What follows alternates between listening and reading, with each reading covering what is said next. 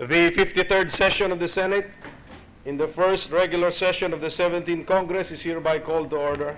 Senator Franklin Drilon will lead the chamber in prayer. Heavenly Father, we thank you for giving us the strength and energy in facing our sworn tasks. We invoke your presence and guidance and instill in us the spirit of your love for you, love for our fellow men, and love for our country. Give us the grace to follow your lead and let us not be misled in any way. Help us to work in harmony to be successful in our obligations as leaders of this nation. Share with us your wisdom and vision that we may be guided in all our deliberations and decisions. Share with us your courage that we may overcome all the temptations and challenges that may come our way. Share with us your humility and compassion that we may always be mindful of the needs of all. Our gracious God, continue to remind us that everything we accomplish today is for the service of humanity, for the greater glory of you, and for the promotion of the common good of all your people. All this we ask in the holy name of your Son, Jesus Christ. Amen. Amen. Thank you, Senator Drilon. Mr. President, may I move that we suspend the session for a while? Session suspended.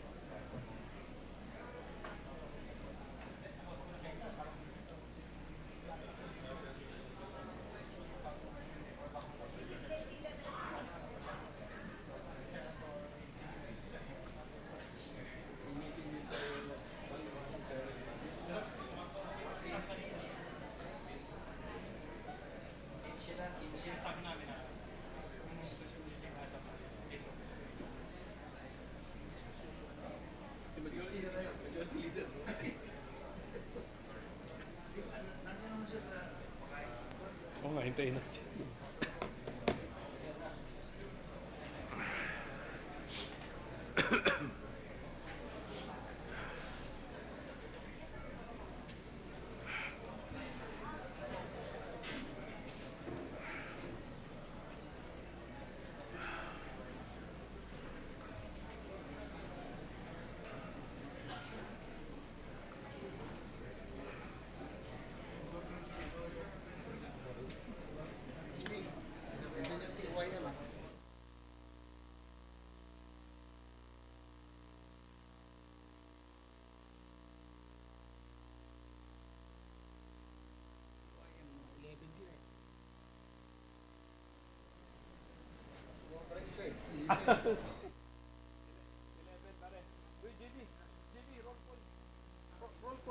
Ah, CR ka?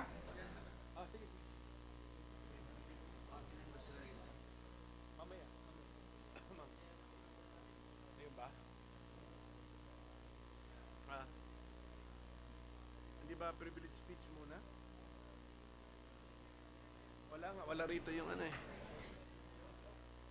Ah, privilege speech muna eh, kasi may resolution.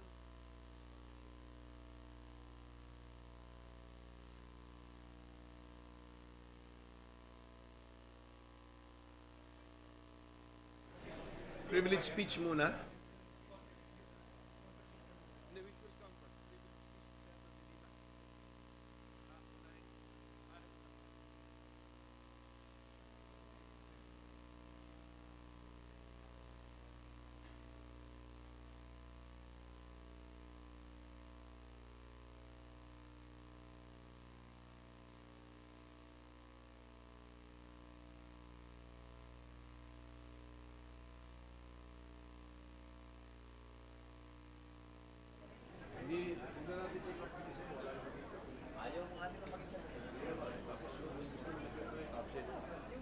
Cynthia.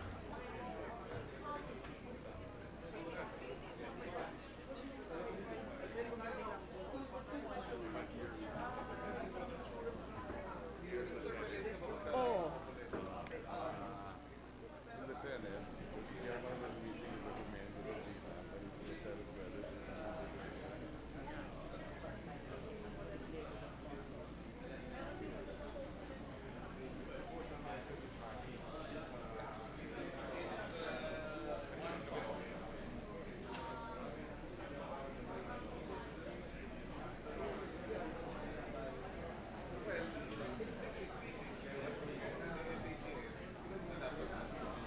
Okay.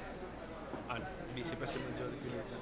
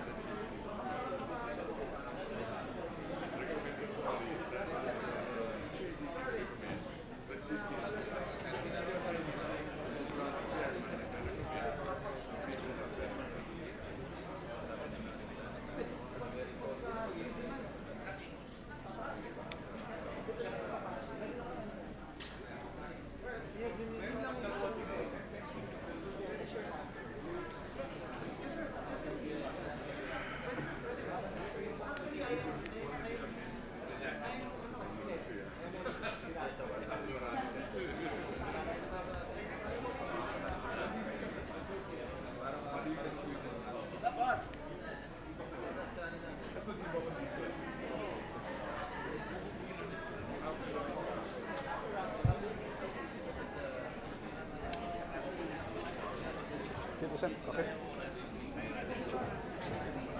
Session is resumed. Secretary, please call the roll.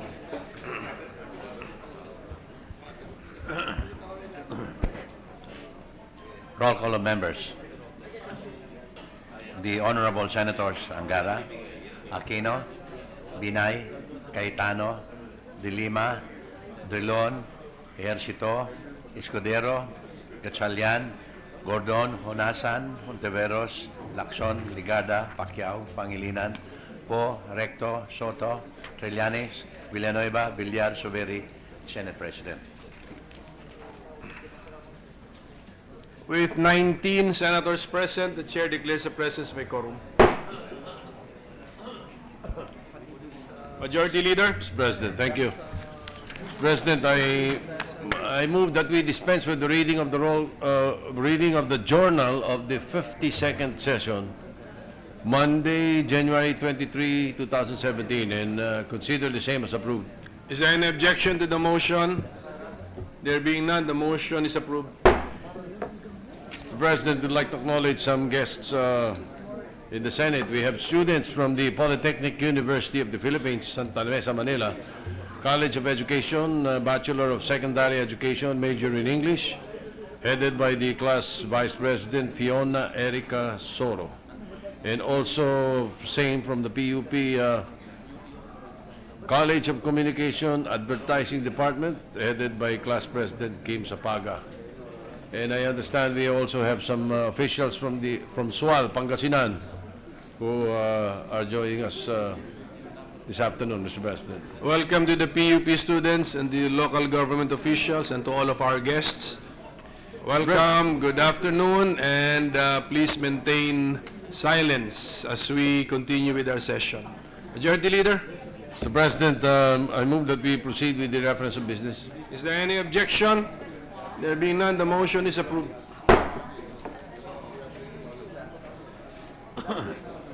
Resolution number 277, entitled Resolution Directing the Proper Senate Committees to conduct an inquiry in aid of legislation on the progress of the plans and programs of the Department of Transportation to rationalize flights at the Ninoy Aquino International Airport in order to decongest air traffic at the runways and speed up the development of other airports as alternatives to NAIA.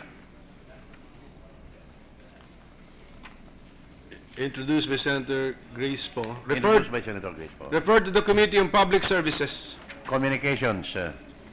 Letters from the Bangko Sentral ng Pilipinas transmitting to the Senate copies of circular letter number CL-2017-001-002 and 003 dated 9 January 2017, duly certified and authenticated in compliance with Section 15A of Republic Act number 7653.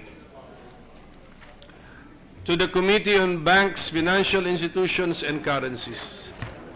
Majority Leader?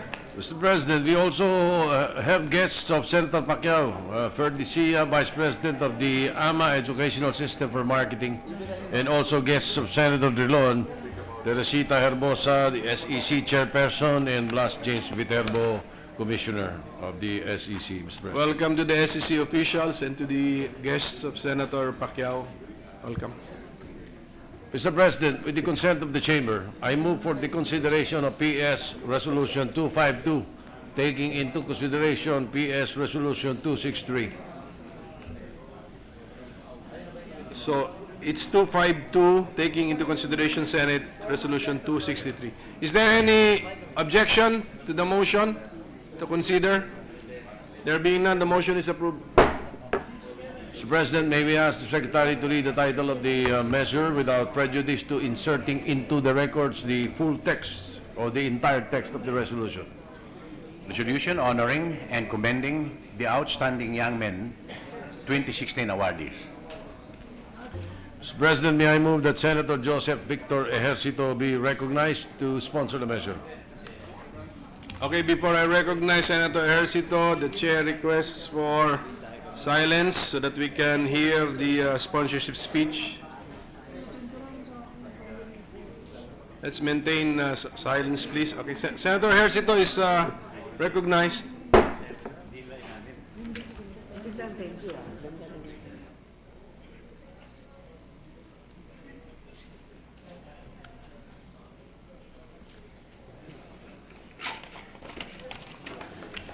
Good afternoon, Mr. President, distinguished colleagues. It is my honor to sponsor Senate Resolution number 263, a resolution filed by yours truly congratulating and commending the outstanding young men 2016 awardees For 57 years now, the Junior Chamber International Philippines and TYM Foundation yearly recognizes at least 10 outstanding individuals. Today, we're honored to meet, recognize, and congratulate the 2016 awardees, 11 notable individuals selected among millions of Filipinos nationwide, known not only for their accomplishments and excellent leadership, but also for their heartfelt change they've effected in their respective fields and to people's lives. I am fortunate to receive the same citation in 2007 for public service and governance while I was still mayor of San Juan. Receiving it was an affirmation that I've truly done something good as a public servant.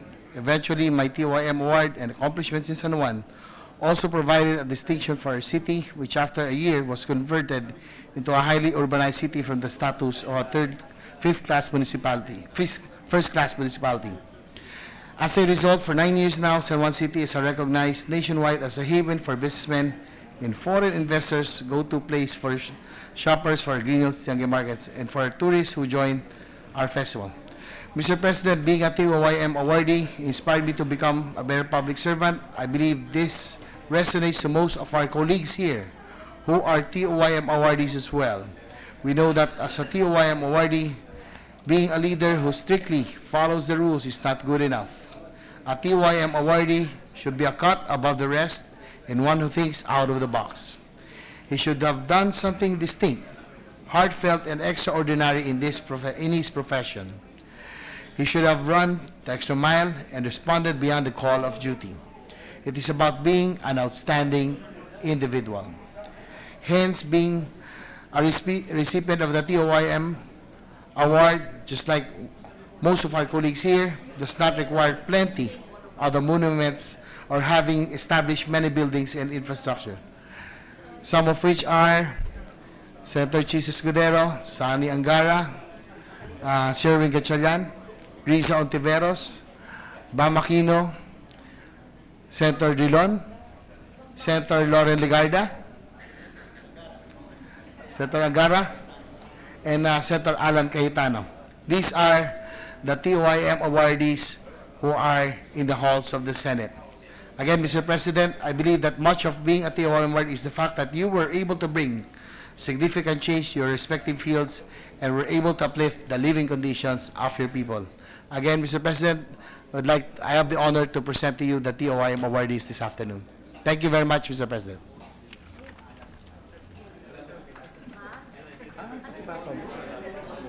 Thank you, Senator Ejercito. Majority Leader? Mr. President, with the permission of the body, I move to adopt PS Resolution 252, taking into consideration PS Resolution 253, subject to style. 253 or 263? Can we get the correct? 252 taking into consideration 263. 263. Okay, so there is a motion. Is there any objection? Hearing none, Senate Resolution 252 taking into consideration Senate Resolution number 263 is hereby adopted. Nandito ba sila? Baby, nandito ba sila? Mr. President, I move to suspend the session so that the 10 outstanding young men can have a picture taken with the Senate President. Is and there any Senator objection? JB Ejercito. There being none, session is suspended and we call on the 11 young men and women to the podium, please, for a photo session.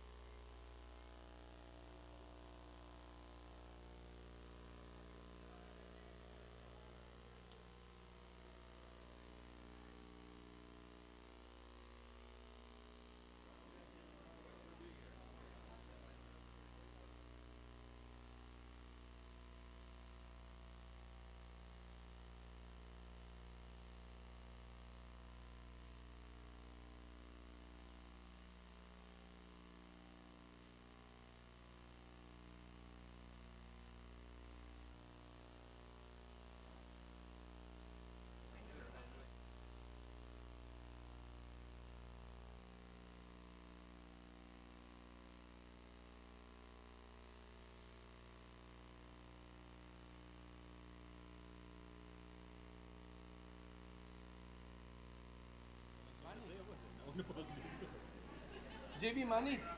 Pakitawag niyo. Pwede ba? CPC.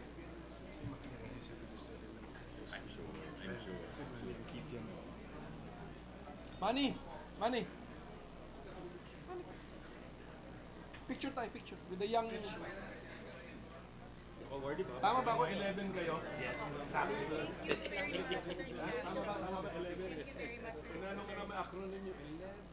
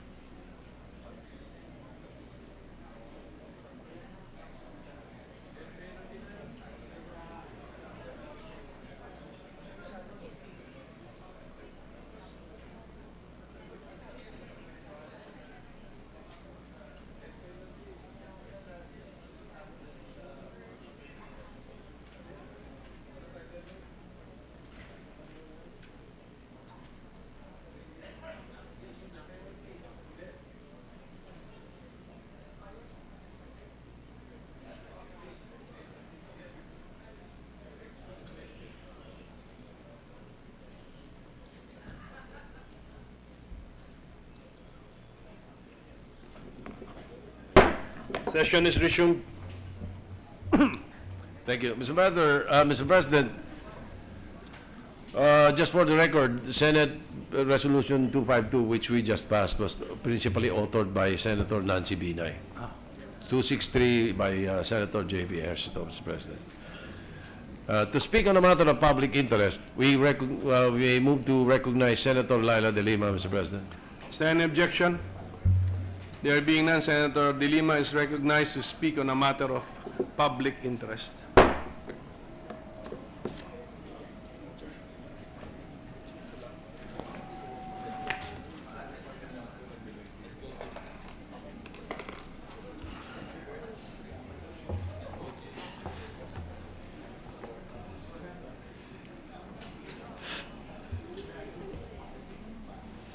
Thank you, Mr. President.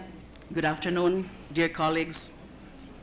I rise on a matter of personal privilege and public interest. As a freshman senator and as a favorite whipping girl of the current administration, I must say that I have learned a lot about myself in the last 7 months. Talagang nakakagulat mapagtanto kung gaano karaming bagay pala ang hindi ko pa pala nalalaman tungkol sa sarili ko. Mabuti na lamang at nandyan ang internet, lalo ng social media, para ipaalam at ikwento sa akin ang mga importanteng bagay at kaganapan sa buhay ko. Halimbawa na lamang, nalaman kong nag-resign na pala ako bilang senador. Imagine that, I never even knew that I had tendered my resignation until someone showed me an article published online. Thank you, CNNalive.com. No, not CNN, as in cable news network, but CNN Alive, as in Carl Nixon Newton All Alive, whoever or whatever that may be. Maybe my resignation had something to do with the other quote-unquote news about my election as the new UN Secretary General to replace outgoing Secretary General Ban Ki-moon. This really news to me, but maybe it really shouldn't have come as a surprise because as I also discovered online, I apparently have such a high profile on a global scale that world leaders like Queen Elizabeth II and then US President Barack Obama all felt compelled to comment on the status of my career and even my mental health. So much so that back on September 19, 2016, Queen Elizabeth II personally expressed her joy and congratulations to you, my dear colleagues in the Senate, for successfully ousting me because after all, as reported with the so-called news article, I, quote-unquote, wanted to bring confusion in Duterte's government, and therefore I obviously, quote-unquote, should be dealt with. Former President Obama, for his part, is quoted by an article published on the site DuterteMedia.com as saying that I must be abnormal for not appreciating the extrajudicial killings being committed in the name of the so-called war on drugs as the good thing leaders are doing to this world. Quote unquote. To that, I could only respond in the parlance of our times, di wow. Aside from those quote unquote news stories about my career, I also learned some shocking news about my personal life. I apparently attempted to commit suicide, thanks to a web page that came complete with advertisements for an online shopping site and invitations to like and or join President Rodi Duterte Worldwide, Duterte Marcos Tandem, and President Rodi Duterte, the Real Change Group pages on Facebook, and another article published by DuterteMedia.com. I found out some interesting information about my suicide attempt. It's starting to look like President Duterte supporters care more about my welfare than they let on, given how much information they know about me that I myself had no clue about. How so very touching. Another that should have not surprised me was a headline that reads, DOJ Secretary Aguirre sinapak si De Lima natulala. After all, it is well known that Secretary Aguirre has disrespected another lady senator at least once before in his legal career. And given the reaction that he has whenever I make fun of his you-know-what. These are all fake news articles, of course.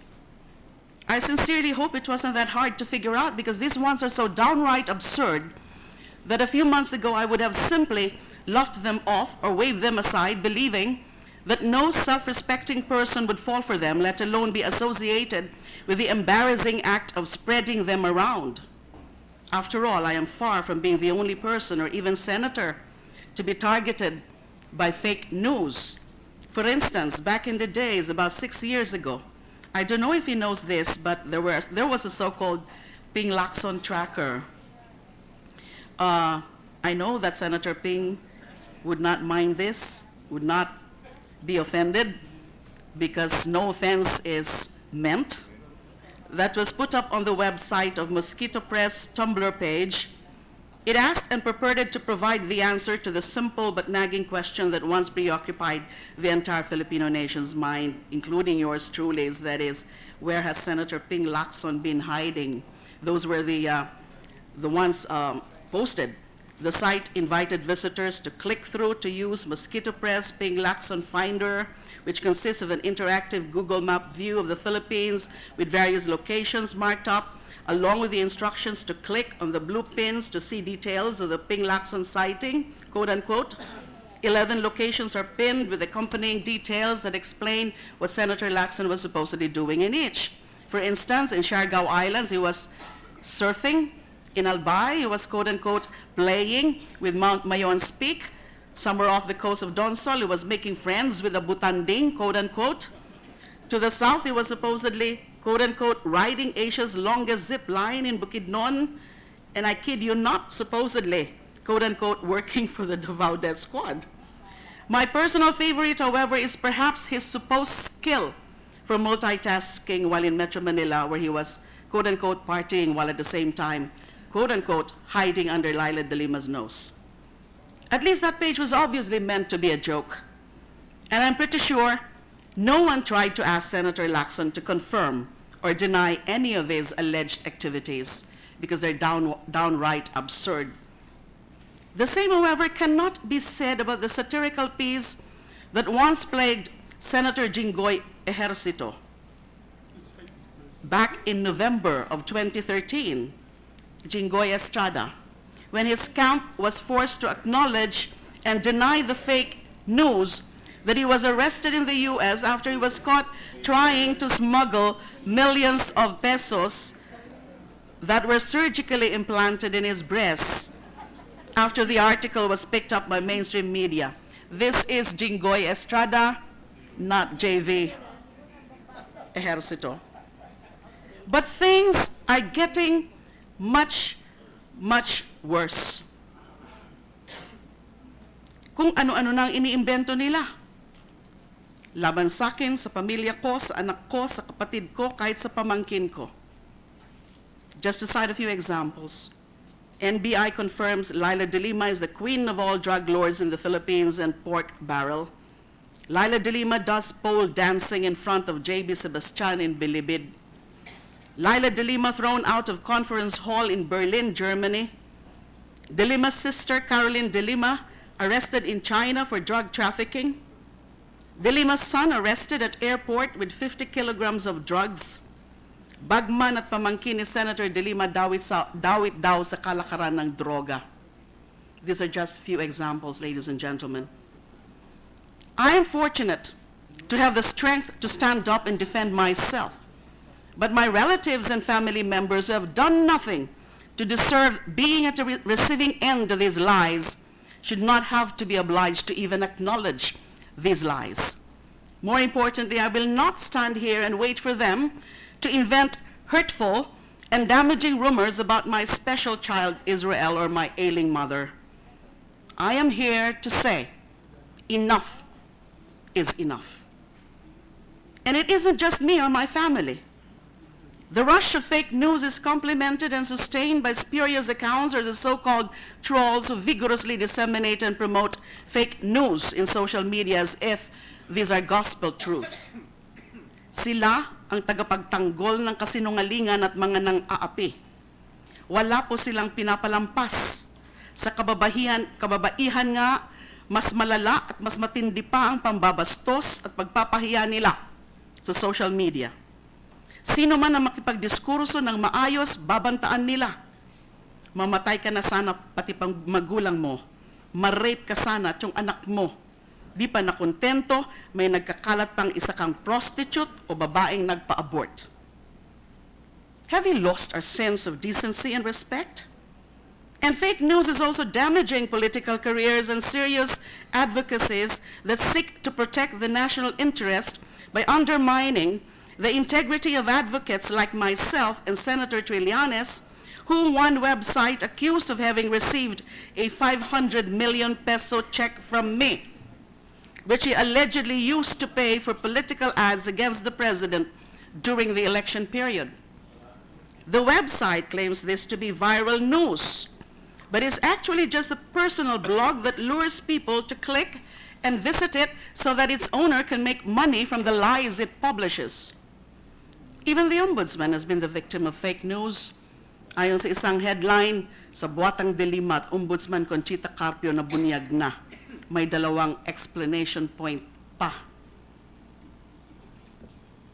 At nag-aanyaya pang alamin ang istoryang nakatag na local news at video kuno, pero wala namang video na mapapanood. The site even has the guts to hold itself out to the cyberspace public as a social news site publishing breaking news, but curiously does not even state a date or time stamp for its article, or even the name of the author or contributor, and worse, contains a moronic disclaimer that it, quote, cannot guarantee the legitimacy of some of the information, quote unquote, it publishes on its own site. I bring this up in order to demonstrate a clear pattern of escalation here. Fake news went from being so absurd that it cannot be taken seriously to something that is getting more and more indistinguishable from the real thing. So much so that netizens, public officials, and even seasoned journalists are falling for them. Even the conscious act of compiling fake news articles is becoming tricky because these fake news sites are not named satirically like the Adobo Chronicles, but are mimicking legitimate news outfits like BBC and CNN. But what is most disturbing, and the reason why I'm standing here today, bringing it front and center of the attention of the Senate and of the nation, is the evident fact that this escalation is not happening by chance. Fake news articles these days are in fact deliberately being manufactured, delivered, and spread around in ways that disguise their fakeness with a clear intent to fool people. We only need to ask, cui prodest? Whom does it profit? Sino ang nakikinabang sa mga kasinungalingan na ito? For he who derives advantage from this fake news is the one most likely to be actively working towards its proliferation. If we even stop for a moment and think about it, it does not take a genius to know that these are all connected. The so-called war on drugs, which is really nothing but a continuing shameless, dishonorable, cowardly, and lazy act of serial killing and butchering of the vulnerable, the poor, or economically and socially challenged brothers and sisters by the very people who are responsible for their well-being. The apparent downplaying, if not attempted whitewashing, of the apparent involvement of certain personalities in questionable, if not downright criminal activities, such as the alleged unsuccessful bribery attempts made by Jack Lam, or the fading into obscurity of the inclusion of Peter Lim in the president's drug list. The Duterte administration's curious and suspicious cowering and kowtowing to Chinese authorities, even conveniently forgetting that back in April 2016, when he was still a candidate courting the people's votes, He claimed that if China refuses to honor the arbitration ruling regarding the West Philippine Sea, he will ask the Philippine Navy to bring him to the boundary of the Spratlys so he can ride a jet ski while bringing the Philippine flag so that he can plant the Philippine flag on the reclaimed land in the Spratlys, and even denying inconvenienced truths such as the real source of the illegal drugs flowing into our country, and thus the real identity of those who are reaping the economic benefits of the illegal drug trade. Even the reality that the blind faith and license to kill that Duterte has given his police officers is not really solving our criminality problems or even really strengthening our law enforcement agencies, but is in fact creating a moral vacuum that enables corrupt and evil elements in the police force to prey on people, such as the rise of tokhang for ransom incidents, and thus further weaken the people's trust and confidence in the public. The murmurs and whispers about martial law that are growing louder and louder every day and becoming more and more of an overt threat on our rights, freedoms, security, and democratic way of life. These are all connected to the proliferation of fake news. Fake news, the outrageous, the half-truths, the outright lies, the misleading headlines, and even the crass jokes and the profanity that accompany the president's every appearance on our television screens. These are all nothing but the sticks that make up the broom that this administration and its supporters use to sweep under the rug their crimes, their incompetencies, laziness, lack of dedication to the public's interests, their broken campaign promises that are apparently nothing more than empty boasts, and their betrayal of our independence in favor of their newly minted foreign BFFs. And I'm standing here to say today that I'm not fooled at hindi ako papayag na patuloy maloko ang mga tao. This is what makes it a matter needing legislative attention from the Senate, because fake news has become and has been for a while a weapon that is being wielded against the Filipino people and their exercise of their rights, freedoms, and the enjoyment of their democratic way of life. Hindi po ako nagiging exagerado.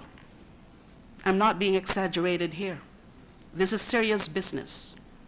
Democracy is the power of choice, and that power belongs to the Filipino people. The true value of that power of choice is its ability to address and solve the real conditions, problems, and challenges that are facing our people. Anong uri, kalidad at klase ng mga desisyon sa buhay at pagpapalakad sa Estado ang magagawa natin kung puro kasinungalingan ang ipinapalunon sa atin? In other words, the power of choice must be based on accurate information, and it is useless if it is based on false information. Need I remind my colleagues in the Senate that our role as lawmakers, and indeed as one of the safeguards against grave abuses that may be committed by the other branches of government, including an arbitrary, whimsical, or capricious declaration of martial law, heavily relies on the accuracy of the information we know to be true or factually established. Now, we are faced with a situation where there are elements in our society who are deliberately poisoning the well of information that is readily available to the Filipino people and to us, their public servants. Certainly, fake news is old news. We've known it all our lives, albeit by different names. Some may call it a joke, some may call it speculations or rumors, but if it is used to subvert the rule of law, the mandate of the Constitution, the true welfare of the people, and is being used to perpetuate a false idea of the status quo, then it is something more sinister and one that has been in existence since the dawn of society. It is nothing more and nothing less than propaganda. Puro pagpapaganda sa sarili at puro paninira sa kapwa. As the saying goes, it's all fun and games until somebody loses an eye. With this fake news epidemic we are experiencing, we're in a very real danger of not just losing eye, limb, or even life, but of gouging out our own fundamental rights and freedoms, the safeguards from abuse and authoritarian rule, and all the other benefits of democracy that we once secured for ourselves through our Constitution, but now seem to take for granted. Ika nga, ang katotohanan at demokrasya ay parang pag-ibig. You don't know what a great thing you have until you lose it. Our rights and freedoms are like the devoted girlfriend, boyfriend, best friend, parent, or family member you always took for granted. You know how good they are for you and how your world will crumble without them, but you neglected them because you never thought they'd ever leave you. But leave you, they will. Every lie, every piece of fake news, every form of propaganda that is manufactured and shared by people is like a disease or a poison that will kill everything that is good and just about our beautiful nation. It does not matter that not everyone is fooled. It only matters that there are people being fooled. Ano ang silbi ng tahasan at paulit-ulit na pagtanggi kung napakadaling magtahi ng kwentong bubulag sa tao? Kung noon ang paniniwala natin ay may dalawang klase ng tao sa mundo, yung nanloloko at yung nagpapaloko, sa kasamaang palad, hindi na ganoon kasimple ang problema. Hindi lamang kamangmangan o katamaran ang problema. The ugly and shameful truth is that the bigger, more insidious and more destructive problem we are facing is truly an unholy trinity made up of 1, the power-hungry, have no scruples about lying to people's faces in order to destroy and silence their critics. 2, the money-hungry people who are willing to sell their services in order to help them achieve that goal by manufacturing, delivering, and perpetuating those lies in exchange for profits or influential posts in government. And 3, an unchecked medium that not only makes it easy to spread these lies to the most number of people in the shortest possible time, but is also driven by the mentality that being first, viral, or famous, and having the most likes, shares, follows, retweets, and so forth are more important than being right, credible, or truthful. That's the unholy trinity. Make no mistake. The worst form of cancer afflicting our society are the people who fall under the first category. But what enables them to do what they want is the fact that it is profitable to assist them. As reports by the Washington Post and the Straits Times have indicated, through paid services and advertisement money, people get paid to troll and to spread discord. People's integrity now has a going market price.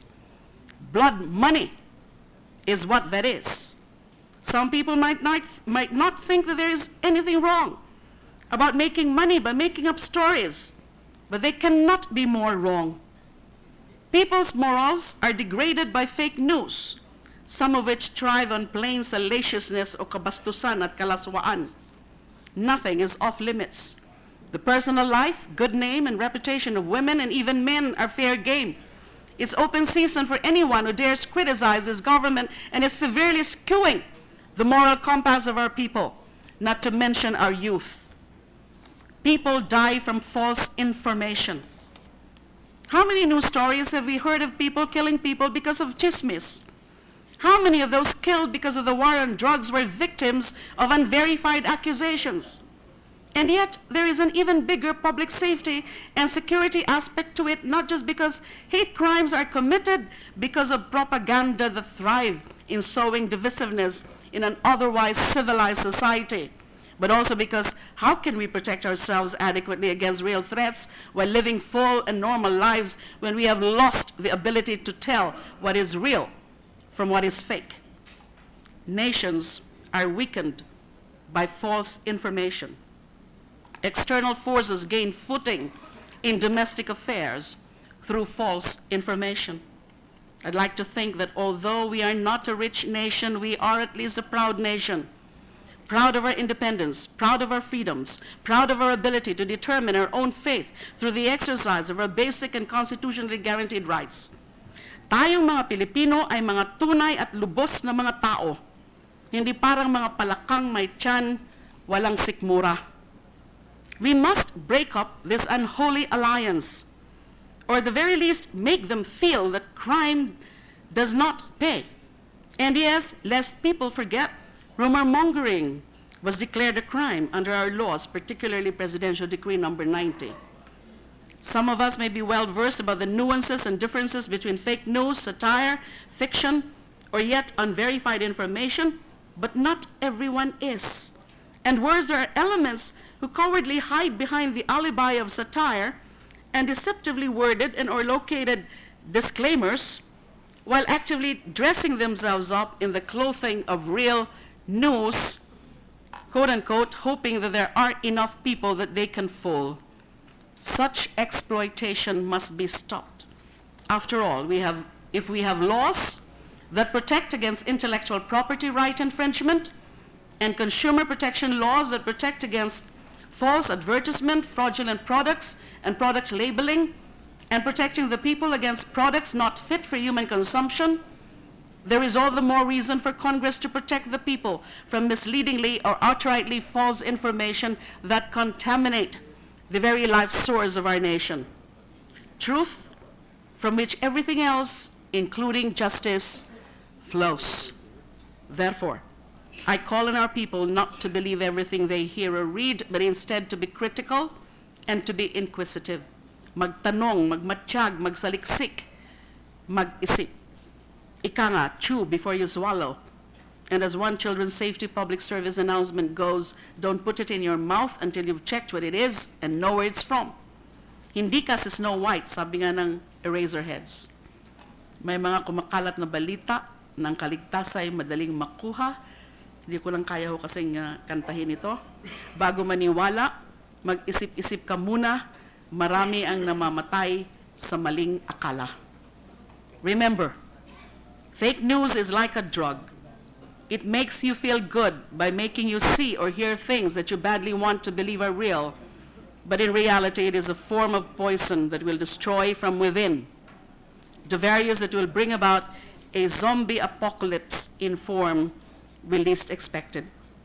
To my dear colleagues in the Senate, I implore to all of you, whether you feel personally invested in combating fake news or not, to support, as I wholeheartedly do, Senate Resolutions number 259 and 271 of Senators Sonny Trillanes and Kiko Pangilinan, respectively, calling for the conduct of an inquiry on the spate of fake news in social media in order to find legislative measures to stem their proliferation, such as imposing stronger requirements for websites to take effective responsibility for what they publish, such as by limiting the legal effect of disclaimers, especially those that are inadequately phrased or positioned to give their readers sufficient notice of the nature of what they are publishing, and the imposition of severe penalties that will make it financially burdensome to spread false news as such for profit. These are but some legislative measures we can look into in order to address the problem of proliferation of destructive fake news on the purveyor's end. But I am also calling for an inquiry on how we can strengthen the fight against fake news and propaganda on the other end, the recipients or the receiver's end. I believe that a strong foundation in critical thinking established as part of free basic education will help our nation achieve its goal of establishing a strong and productive citizenry who will not fall for the tricks of con men and cult leaders so easily. There comes a point where we can only do so much to protect our people from fraudsters. Beyond that, it falls upon them to protect themselves. But our duty is to adequately equip them to make the distinction and to think for themselves. That is the least that we owe to ourselves, our children, and to the future of our nation. As Ralph Waldo Emerson once said, every violation of truth, quote, every violation of truth is not only a sort of suicide in the liar, but is a stab at the health of human society. Our present leaders have already given lawless elements the guns, the license, the impunity, and the opportunity to butcher us. Let us not make it easy for them to kill us by willingly and submissively swallowing the poison they feed us. Thank you for your attention. Thank you very much. Thank you, Senator De Lima. Majority Leader. Mr. President, if the distinguished lady will allow Senator Risa Ontiveros wishes to interpolate the Speaker. So for purposes of interpellation, Senator Ontiveros is recognized. Thank you, Mr. President. Would my sister, Senator, yield to a few reflective questions and help me in thinking aloud about them? My pleasure and my honor. Thank you very much, Mr. President. I certainly understand the urgency of the need to address the phenomenon of fake news in social media. I myself, Mr. President, have been a victim of fake news. Fake news, for example, on MRT color coding, that I was sponsoring a bill on color coding MRT and LRT passengers based on their surname through their stored value card. Or fake news on tattoos, that I sponsored a bill that if you have full sleeve tattoos, you have to wear a jacket or long sleeves. And if you have a face tattoo, you have to wear concealer or makeup, according to Everlasting Radio News 8 Bureau. And you have to wear that, especially in churches and schools. Or fake news on a hunger strike, that an aide supposedly disclosed that I was planning to go on hunger strike to convince the Supreme Court then to reverse its decision on the burial of the dictator in the libingan ng mga bayani. This according to OKD2.com. Or other fake news that according to the same site, that I wanted to pay salaries to rallyists or remove Marcos's name from history books. So this has all been part, Mr. President, of the death of civility in social media. Partly to counter this, I filed the Tres Marias bills. One in particular is relevant to the subject of the gentlewoman's privileged speech, and this is the Gender-Based Electronic Violence Bill, which also seeks penalties for gender-based electronic violence against women and LGBTs. But I think we need to think this out thoroughly. I believe the appropriate, or the most appropriate and democratic response to the problem of fake news, in addition to imposing penalties, is the active promotion of the truth. Penalties, without weighing their repercussions to our democratic rights, might lead to censorship. And censorship of those deemed as fake news, even if they are in fact true, would be dangerous.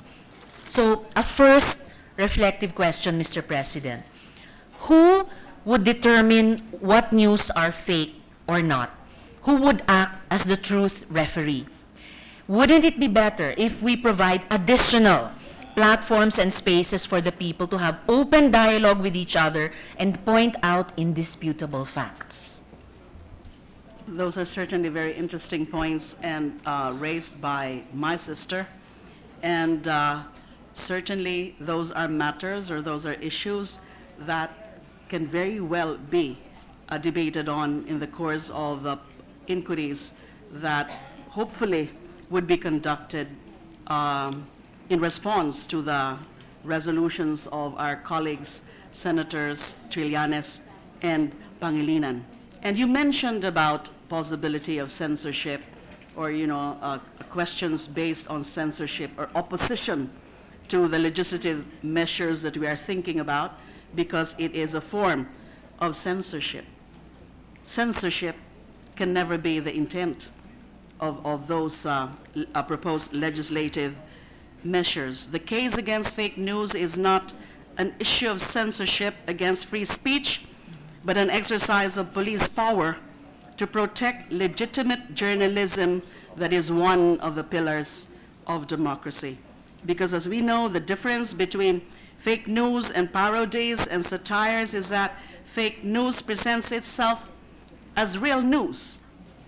The use of fake news is not an exercise of free speech, but a malicious act designed to muddle the discourse on matters of public interest.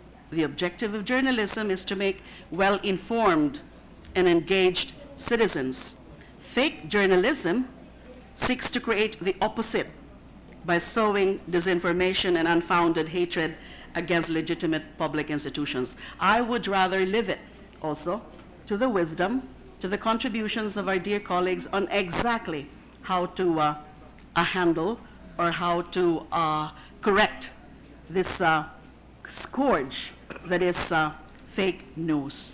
Increasing penalties or imposing stiffer penalties or exacting responsibility on the provider, the internet, because, for example, the Pangilinan Bill seeks to impose stiffer penalties or will impose penalties on the fake news sites and those that would create those fake news sites.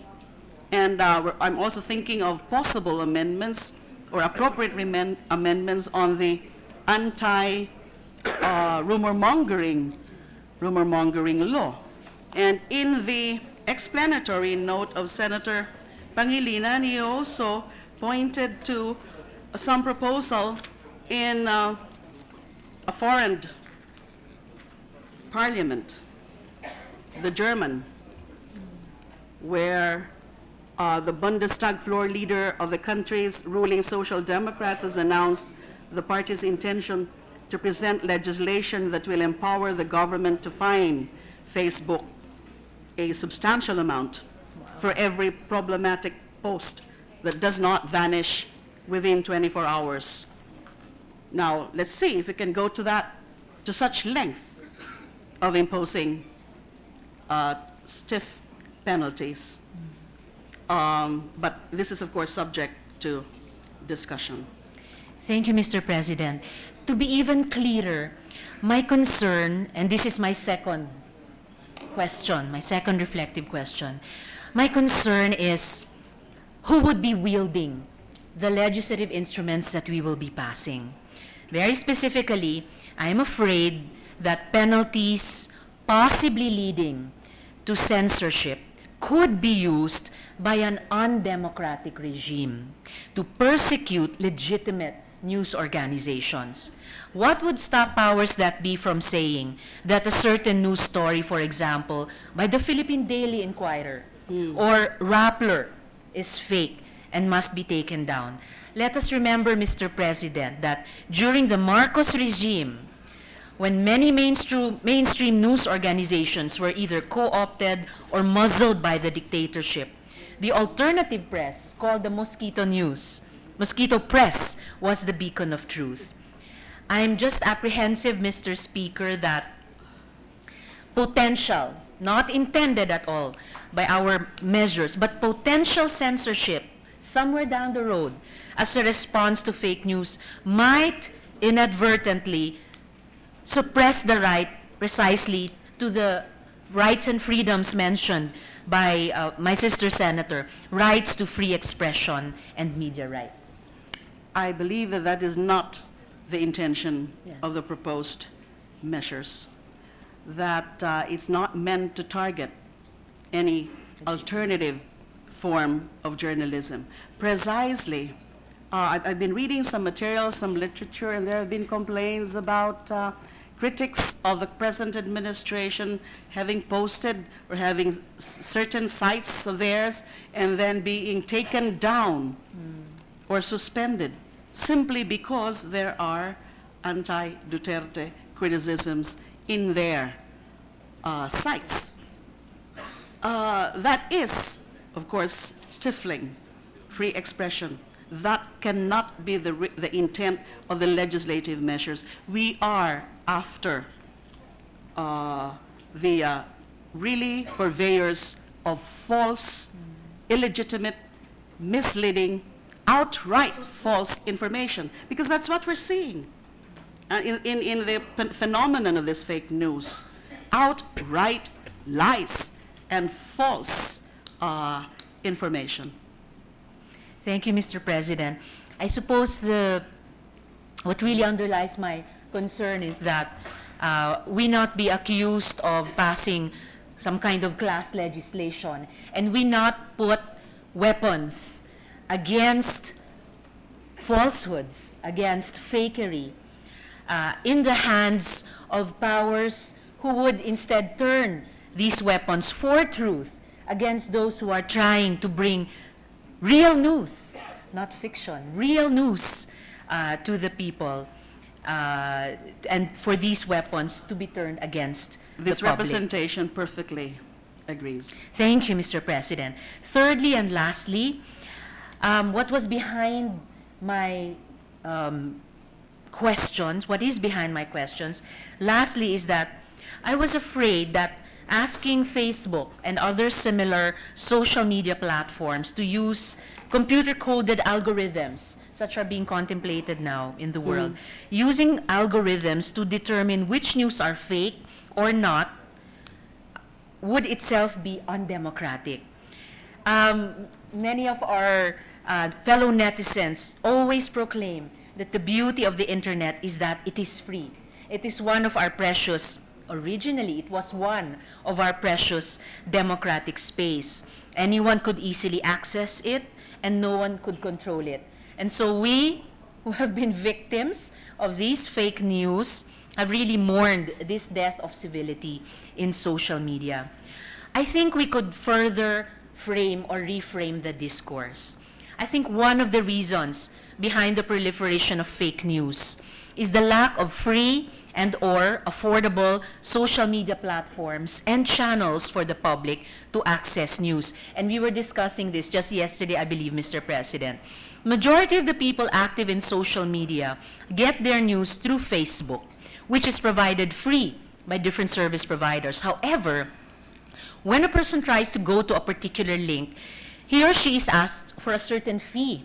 And the fees here in the Philippines are not cheap. Thus, most of the time, people rely on the mere titles of the news stories without any option on how to verify its accuracy. And this is one of our vulnerabilities being exploited by these trolls. Kaya nga marami pong nabibiktima ng fake news, Mr. President. Maraming, kumbaga, nafe-fake zoned. I think it's time that we push for a more affordable, if not free, access to fast and reliable internet service. Our people deserve to be given the widest array of sources to access real news and real information. So what Mr. President, does my sister think about free access to ABS-CBN News, Rappler, Inquirer, etc.? And something that the good gentlewoman referred to earlier, ala GMO labeling of food products, some kind of disclaimer on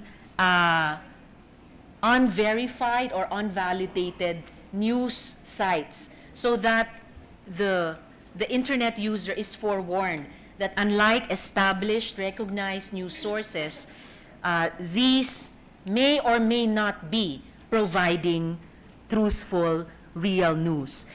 In closing, Mr. President, and before I seek once again the guidance of the good gentlewoman, I believe that if the public can have free and affordable access to information and news from different sources, the truth will eventually come out and triumph, and our people will not be at the mercy of online trolls and fake news peddlers. Thank you, Mr. President.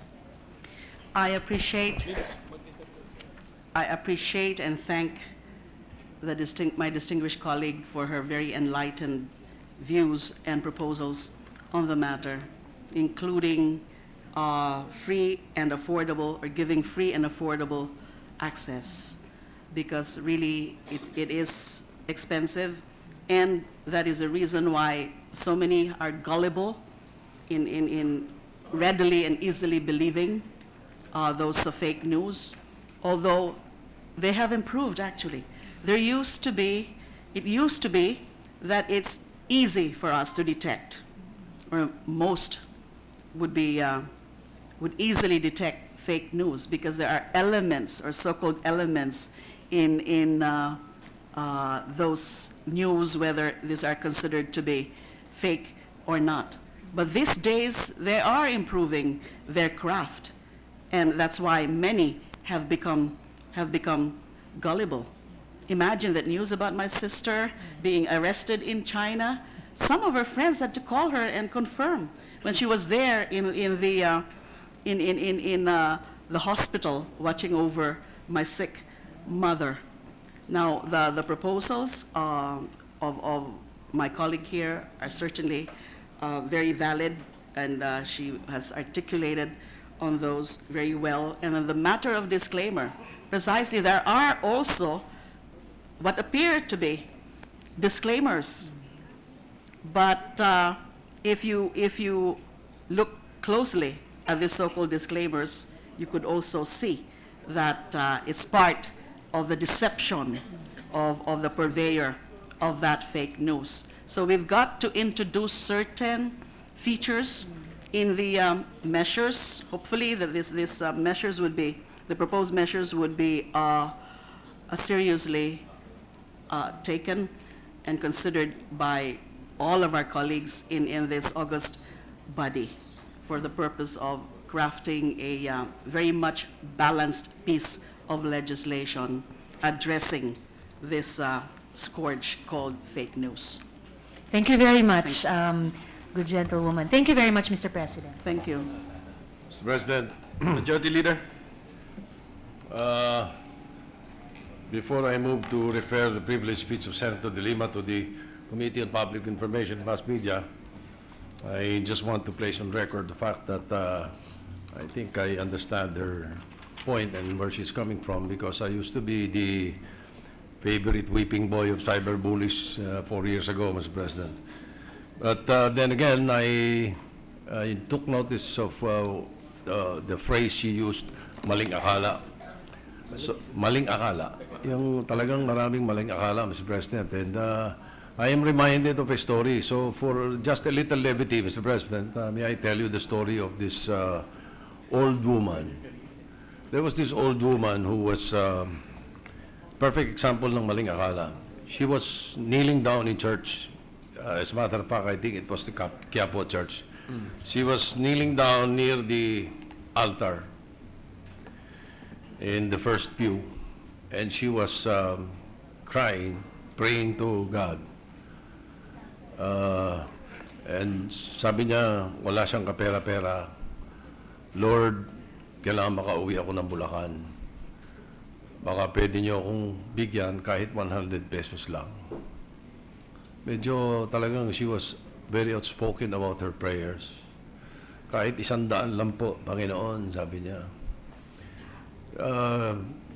Beside her, near her, in the second pew, was a policeman. And the policeman heard her prayer. The policeman checked his pocket. By the way, the policeman is not Senator Lacson, Mr. President. He checked his pocket, he had 50 pesos. So the policeman placed the 50 pesos beside the woman who was praying and crying. When she opened her eyes, she saw the 50 pesos beside her. She took it immediately and said to the Lord, Diyos ko, salamat po. Kaya lang sa susunod, huwag niyo padadaanin sa pulis. Kasi ano.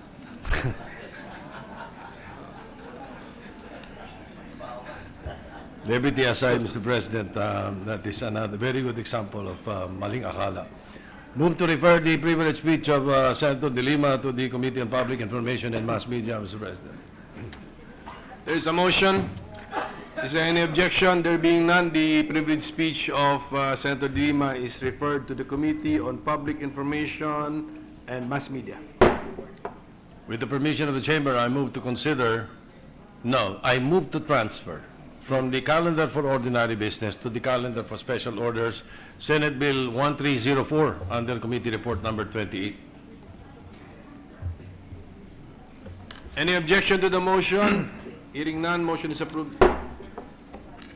With the permission of the body, I move to consider Senate Bill 1304, under Committee Report Number 28. Any objection? There being none, motion is approved.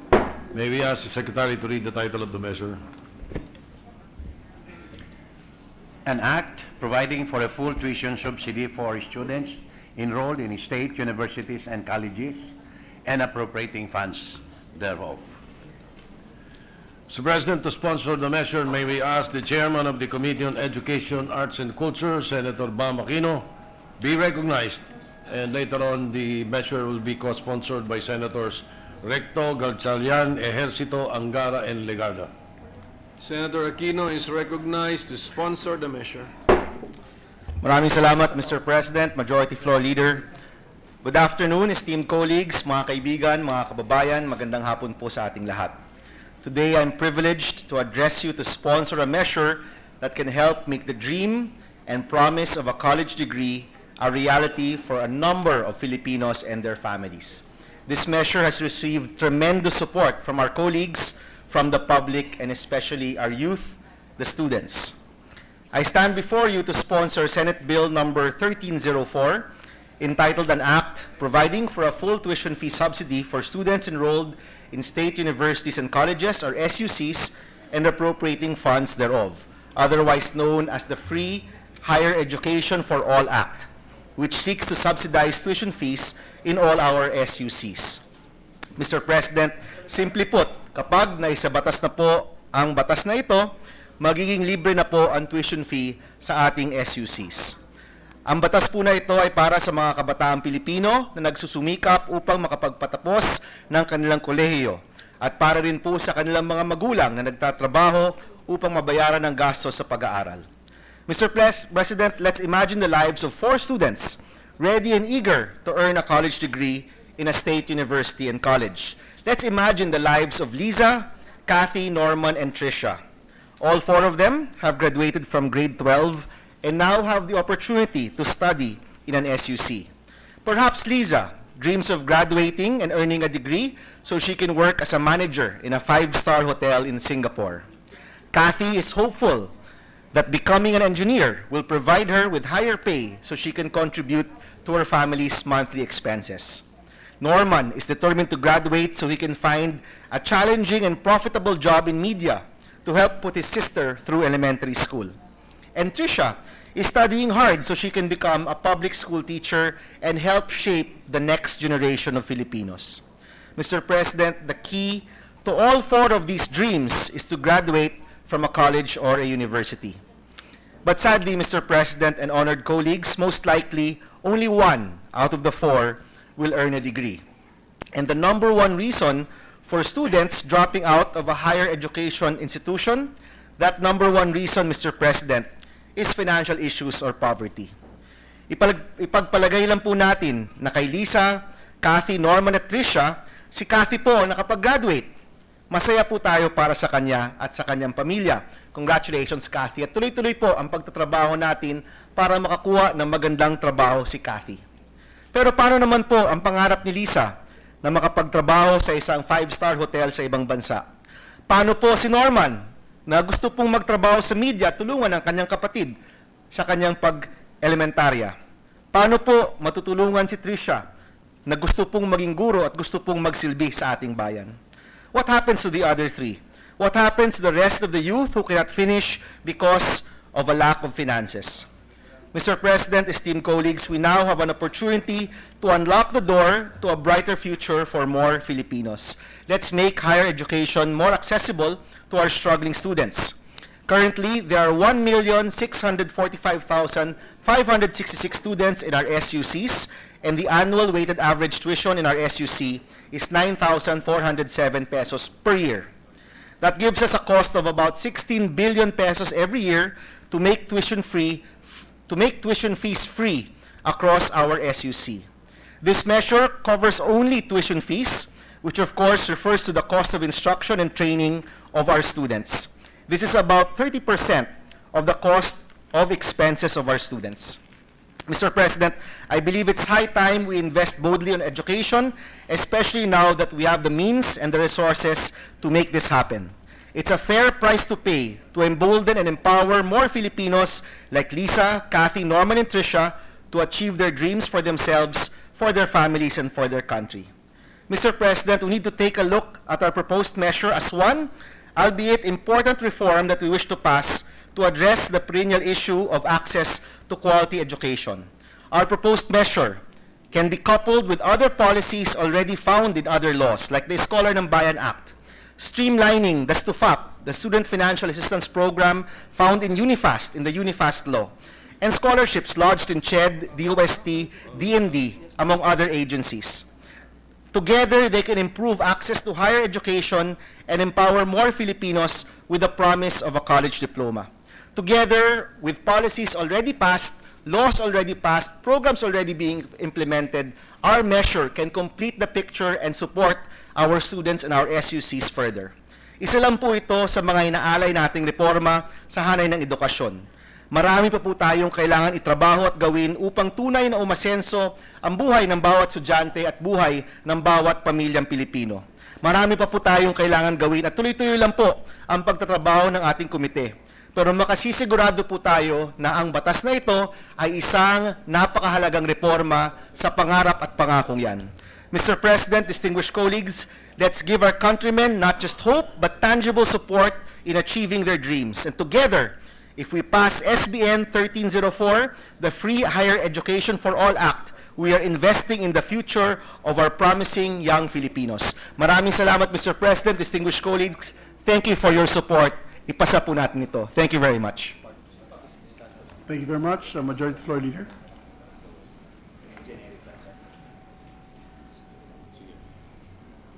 Thank you, Mr. President. May we recognize the Minority Leader to co-sponsor the measure. Senator Ralph Recto, the distinguished Minority Floor Leader, is recognized. Thank you, Mr. President. Mr. President, dear colleagues, magandang hapon po. The House passed the proposed new Bangko Sentral Act. Buried in its fine print is the appropriation of 150 billion for additional capital, couched in that familiar banker's language of payable immediately upon approval of the act. The BSP had served taxpayers a large bill, yet it registered a faint beep in social media radar when trolls had been agitated for amounts far more puny. Yet when we infuse 8 billion for free public college tuition, which is just a discount on total college matriculation, because tuition is only a part of it, we saw official hyperventilation, particularly from CHED. What the BSP is asking for could fund about 2 decades worth of tuition subsidy to millions and millions of SUC students. But the official attitude, it seems, is deference to the BSP, but doubt on the idea of free public college tuition. In other words, banks are too big to fail, public college is too big to fund.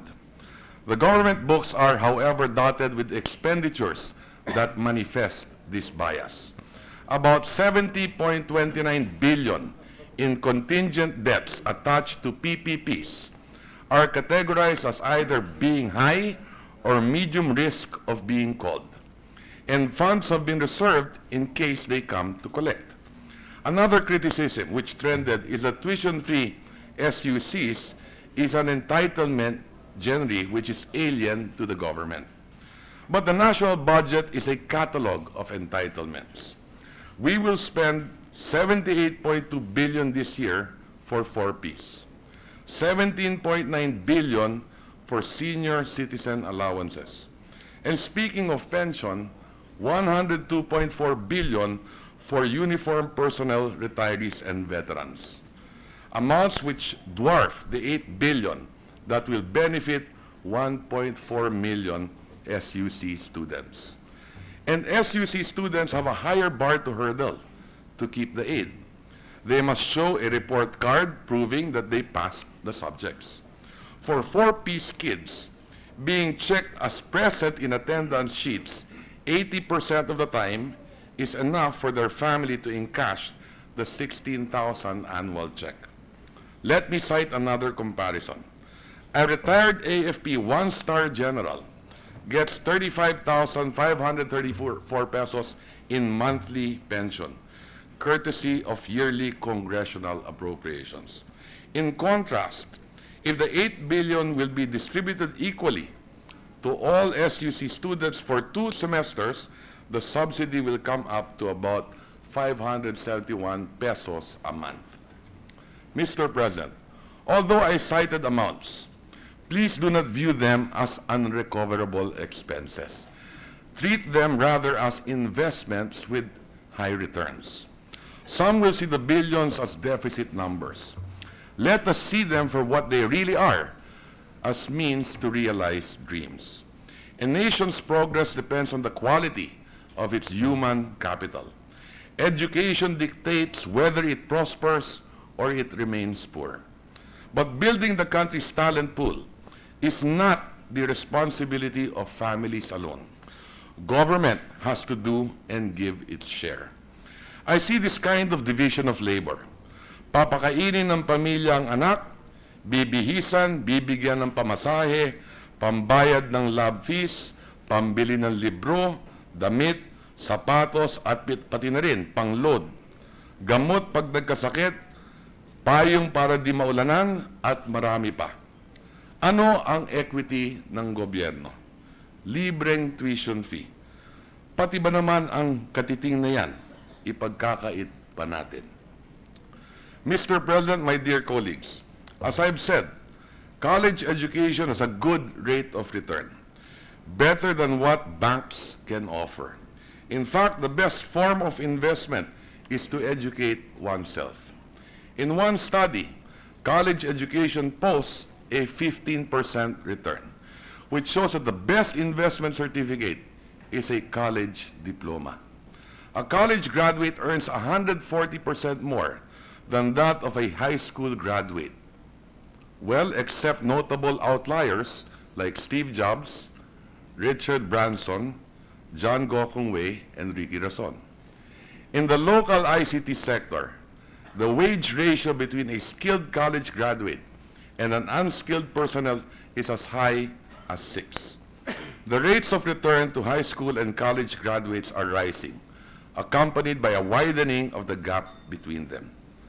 No, a college diploma may not make one as rich as Gates, but it is a ticket out of poverty. But sadly, there are many students who cannot make this trip on their own. Many poor and middle-class youth do not have the financial self-propulsion. In fact, in a survey of 16 and 17-year-olds who ought to be in college, lack of financial means was cited by 4 out of 10. Accessibility was cited by 1/10 of 1%. Marriage was invoked by 8%, mostly by men who perhaps prefer the discipline of being homeschooled by the wife to the rigors of academia. Overall, 40% of high school graduates do not proceed to college. And for those who manage to enter college campus as freshmen, only 6 out of 10 will march up the stage to claim their diplomas. It is a marathon with a high mortality rate, and oftentimes not because a student does not have the head for it, he even has the heart, but because he does not have the money. This is the truth. More are waylaid by financial exhaustion than by intellectual burnout. Ginoong Pangulo, madalas kong sabihin na ang diploma ay hindi lang katibayan ng pagtatapos. Ito rin ay resibo ng gastos. Kaya nga naiiwan ito sa mga magulang at buong yabang na idinidisplay sa sala. At sa lahat ng kagamitan sa bahay, ang mistulang kwadradong papel na yan ang pinakamahal. Kaya ang panukalang ito ay naglalayong obligahin ang pamahalaan na tumulong sa gastos. To those who are still unconvinced, let me reiterate that tuition is only part of the cost of college education. We are not asking government for food or fare money or allowances for books and board. Tuition lang po. For apostles of austerity, it should dawn upon you that school is the last expenditure upon which the Philippines should be willing to economize. If the 2 houses of Congress can have an annual budget of 15 billion, and such is seen as an expense vital to democracy, then why is public college being disparaged as a non-essential luxury? For those who plead that they can't manage this fund, like the CHED, let me tell them this. If phone companies can bill millions of its customers for billions of calls on a per-minute basis, and water companies can meter each drop of water, where is the hardship or the handicap in the wholesale distribution of money to 114 state universities and colleges? To those who have a binary view of public tertiary education system, who think that the 2.5 million subsidy to produce a PMA graduate, or that the per student subsidy to the Scholar ng Bayan at UP, which is 10, 15 times bigger than what an SUC student in Surigao or Sultan Kudarat or Ifugao is just enough, if not lacking, yet dismiss the idea of free public tuition because it would benefit the moneyed rural class, a fact-free assertion, have your capacity to fairly analyze things taken a leave of absence. If this bill is to be critic, then let studies be cited. And please lang, not alternative facts. Isa sa ibinibintang ay tumas daw ang subsidy per SUC student. Hindi po totoo yan. It has been on a downward trend. While nominal amounts on a per-school basis are on the rise, the increases failed to keep up with the rise of student enrollees, resulting in per capita subsidy decrease. And the biggest bogey of them all, that free SUC tuition will only benefit the affluent. For the life of me, I cannot imagine Batangas State University as a bastion of the 1 or even 10%ers. Like all SUCs, an enclave of the moneyed class, it is not. This misinformation started with a claim by the CHED that 23% of total SUC enrollments are from the top 20% of the richest families. Shocking at first glance. But if you examine the data coming from the Commission on Higher Education, the richest 20% are families whose annual expenditure is 74,028 pesos and up.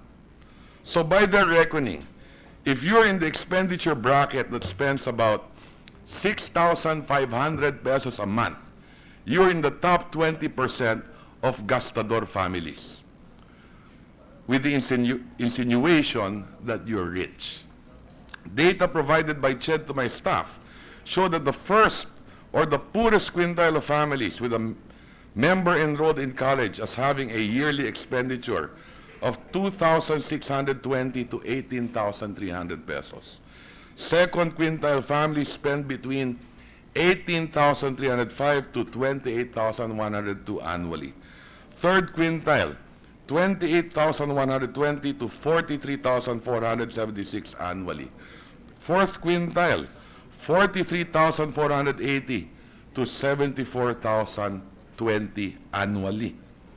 Take note, those are annual expenditures, and not by any stretch of imagination or elasticity of interpretation can they be considered rich. If another metric will be used, such as the Family Income and Expenditure Survey, the results will be the same as the formula used by CHED. The richest quintile, or 20%, under FIES, has an average yearly income of 600,000. 50,000 a month yan. Kung meron mag-asawang Master Teacher 1, pasok na sa bracket na yan. Moneyed na ba yun? Mayaman na ba yun? On paper, a monthly family income of 50,000 would land you in the upper 20%. But in reality, many families in that class are having a hard time making ends meet. The fourth quintile will have an average family monthly income of 24,017. Mayaman na ba yun? I acknowledge the challenge to draw in more students from ultra-poor families to college. But their being underrepresented in SUC campuses shouldn't be used as an argument against free public college tuition. A rising tide raises all ships. Oo, merong marangya, pero karamihan ay near poor at middle class, especially the middle class who bears a tax burden. So this legislation is for them. The biggest equity, Mr. President, will be borne by the student himself. Free tuition is not an entitlement without condition. First, a student must qualify for college admission. That is the starting hurdle he must pass. Of course, he must pass the test. What I am saying is that free tuition should not be equated with free admission. It does not override admission protocols. Thus, it is a merit-based aid, and one that can be maintained by merit alone.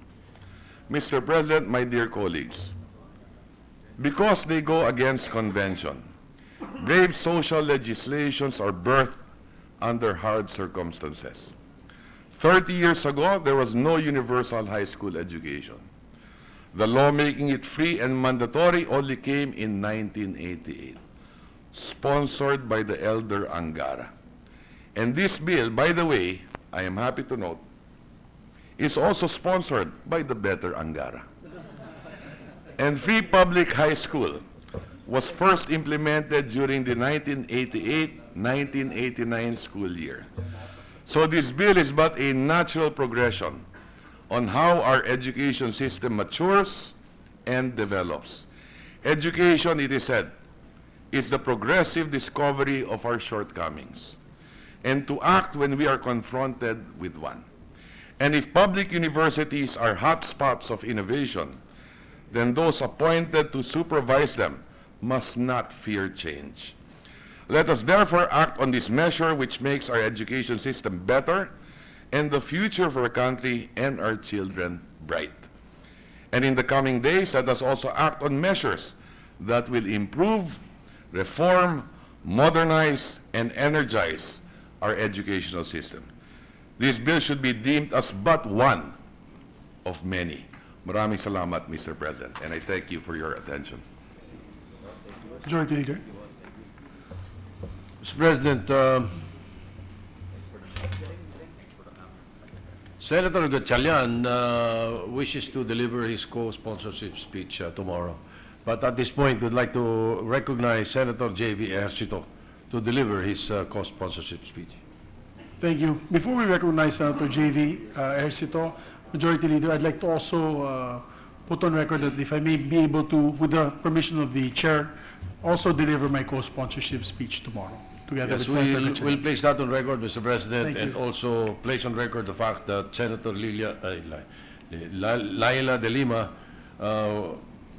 with the concurrence of Senator Babaquino, wishes to be a co-author of the measure. Thank you. Thank you. Senator J.V. is now recognized. Mr. President, distinguished colleagues, today it is my honor to co-sponsor Senate Bill number 1304 under Committee Report number 28, or the Free Higher Education for All Act. Globally, young people are fighting for the right to have access to quality education. In the Philippines and in many countries, we see the high demand for better education services and for it to become state priority. However, not all demands are being met.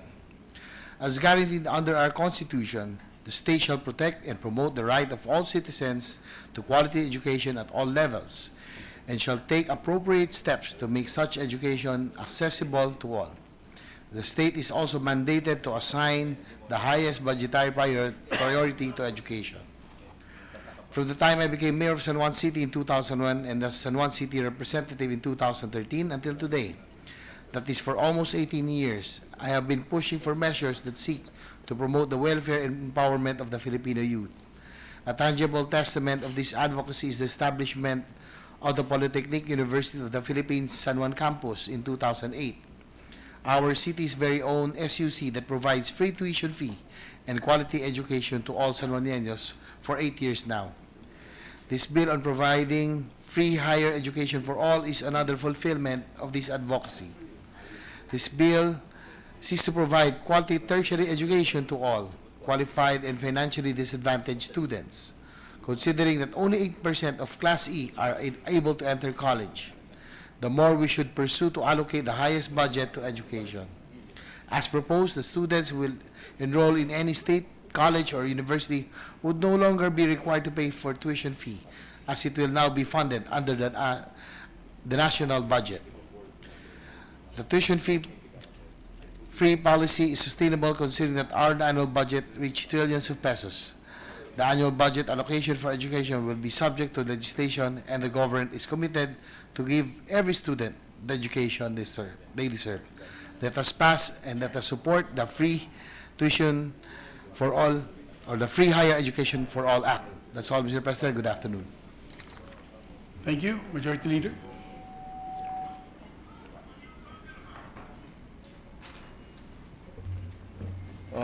May we move to recognize Senator Edgardo. Sani Angara, Mr. President. As, The better Angara? as said by Senator Recto, the better Angara, rather the younger Angara. Okay. We move to The recognize younger Senator Angara, Angara. Mr. President, because my colleague, Senator Edgar Angara, might be the best Angara. Walang laban daw, sabi ni Senator Lacson kasi wala siya rito sumagot. But thank you, Mr. President. Thank you, Mr. Majority Leader. I'd like to thank our chair, the gentleman from Tarlac, for prioritizing this very important bill, and also thank the chair of the Committee on Finance, Senator Legarda, as well as the gentleman from Cavite, Senator Lacson, because I think that big breakthrough in the push for free college education came during the deliberations for the 2017 General Appropriations Act. But, Mr. President, you know, one can argue that no great individual has ever succeeded or progressed in life without devoting time to his learning, his or her learning. For example, the great Apolinario Mabini was born poor, as his parents were unable to pay for his education. He worked as a houseboy in exchange for board and lodging in a regular school. In between his chores, he would study. He possessed unparalleled intelligence that eventually earned him a year's scholarship at the Colegio de San Juan Letran. Still, he lacked the funds for further studies, so he worked as an instructor, even opening a school at his home in Tanawan, Batangas.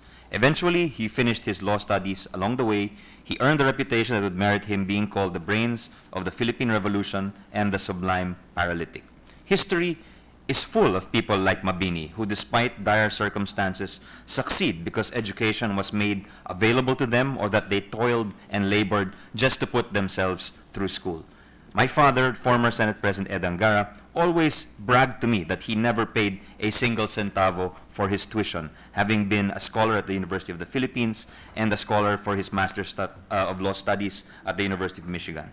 And through scholarships, he was able to venture out of the small town of Baler, formerly of Quezon, now in Aurora, to study in Manila and abroad, and to eventually pass laws such as the free high school education, the Gaspe Law, among many others. So, Mr. President, it is no wonder that people fight so ardently for their right to be educated. Libo-libo na pong placard ang nagawa. Ganun na din po ang bilang ng mga namaos dahil pasigaw silang nananawagan sa bangketa. May nagkikilos protesta dahil may nakakakita ng pagkukulang sa ating sistemang pang-edukasyon. Huwag po sana nating kalimutan na magkasing-sigasig din po ang mga debate dito sa Kongreso at ang aksyon ng gobyerno para pagandahin ang ating edukasyon.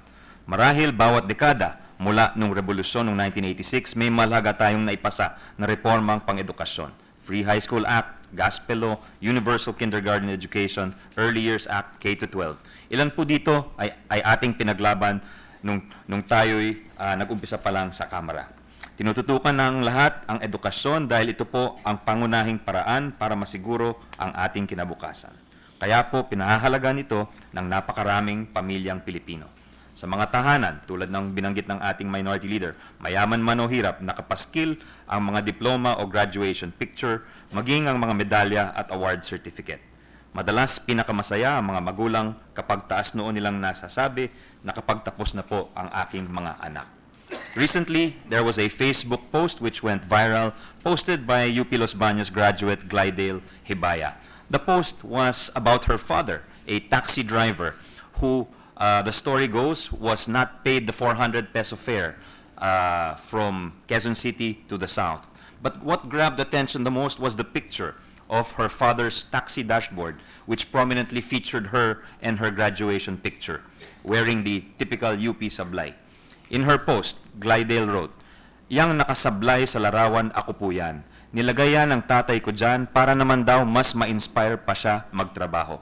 Para maalala niya na dahil sa paghahatid niya ng mga pasahero, may napatapos siya sa kolehiyo. Mahalaga po kasing makapag-aral para makapaghanap buhay. Mas madali ngang makapagtrabaho kapag nakapagtapos. Mas mataas nga ang kita o sahod ng mga college graduate kaysa sa mga hindi nagtatapos. A 2014 UP School of Statistics study found that nearly 60% of the heads of households in the lower high-income class were college graduates, while if we are looking at the upper high-income class, nearly 83% of those were college graduates. Kaya nakakatuwa na umaaksyon na po tayo rito, Mr. President, ngayon para gawing libre ang matrikula sa mga state universities and colleges ng buong bansa. Sa ganitong paraan po, binubuksan natin ang pinto ng pagkakataon para sa nakararami. No less than the Constitution safeguards that the state shall protect and promote the right of all citizens to quality education at all levels and shall take appropriate steps to make such education accessible to all. The measure we are co-sponsoring brings life to this mandate in a very real and concrete way. We shouldn't think, however, that by enacting this measure alone, our work is finished. On the contrary, an entire package of reforms is needed. We filed measures that give underprivileged students certain discounts, such as for public transportation, books, and medicines, because students are not only hobbled by tuition, but also by other so-called miscellaneous fees. We also need reforms that raise the quality of our state universities and colleges and higher education institutions, as well as to boost our capacity to innovate and generate new knowledge. Making higher education tuition-free is a big first step among many more we ought to take to vastly improve education across the country. We not only want it to be widely accessible, we also want it to be top-notch, responsive, and relevant. The late Senator Rafael Palma, the fourth president of the University of the Philippines, once said, "Education must produce individuals who are both useful to themselves as well as to society." Ginoong Presidente, sa mga silid-aralan po, tayo natututo at nagsasanay. Doon din po hinahasa ang ating mga kakayahan at talento. Sa ganitong paraan, lalong nagiging produktibo ang ating ekonomiya. Strengthening education, as mentioned by the distinguished minority leaders, in fact, the most solid economic development strategy. The author Victor Hugo once said, "He who opens a school door closes a prison." Consider the following, Mr. President. It was calculated that we spend an average of 73,910 pesos a year for every inmate under the jurisdiction of the BUCOR, or the Bureau of Corrections, and the Bureau of Jail Management and Penology, or BJMP. In contrast, during a meeting yesterday, the chair of the Commission on Higher Education, Patricia Licuanan, said that we can fully cover a year's education, all expenses paid, of a student at a state university and college with roughly 60,000 pesos. 73,000 pesos para po sa Bucor, 60,000 pesos po para sa State University and College. Siguro naman po, Mr. President, malinaw kung saan dapat dalhin ang pera ng bayan. This is not to say that we shouldn't spend for the fair and humane treatment of our inmates, but with the fiscal space we now enjoy, there is a real opportunity for us to bet heavily on the most tried and tested of investments in our people's education. Sa edukasyon rin po kasi natin pinapatibay ang ating kasaysayan, kultura, moralidad at pagkakakilanlan. Dito natin pinapasa ang ating pamana o heritage sa mga sumusunod na henerasyon.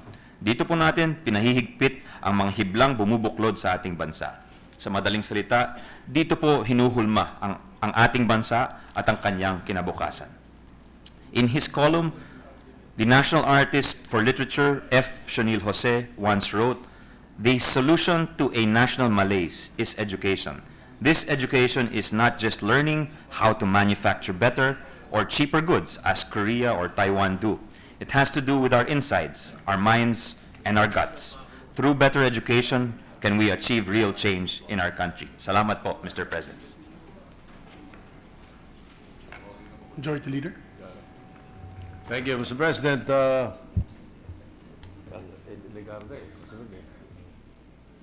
Next is Senator Lauren Legarda, but she's not in the hall. She's requesting for a suspension, Mr. President, before we call on Senator Villanueva.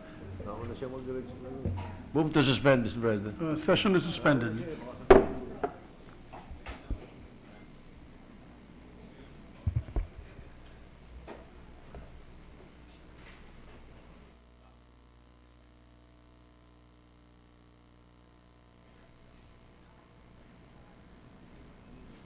Bibiruin ko, Insert na lang into the records. Tinawag na? Ayun. Hanggang kasunod.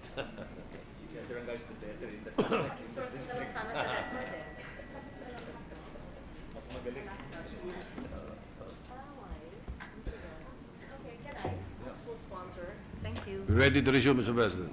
Session resumed. Mr. President, to continue the sponsorship, I move that we recognize Senator Lauren Legarda.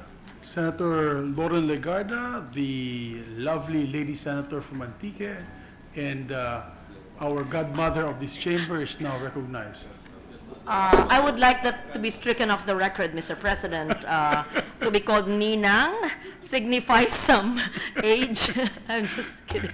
The presiding officer, but I would like to congratulate the good sponsor for making this a priority of his committee, Senator Bam Aquino.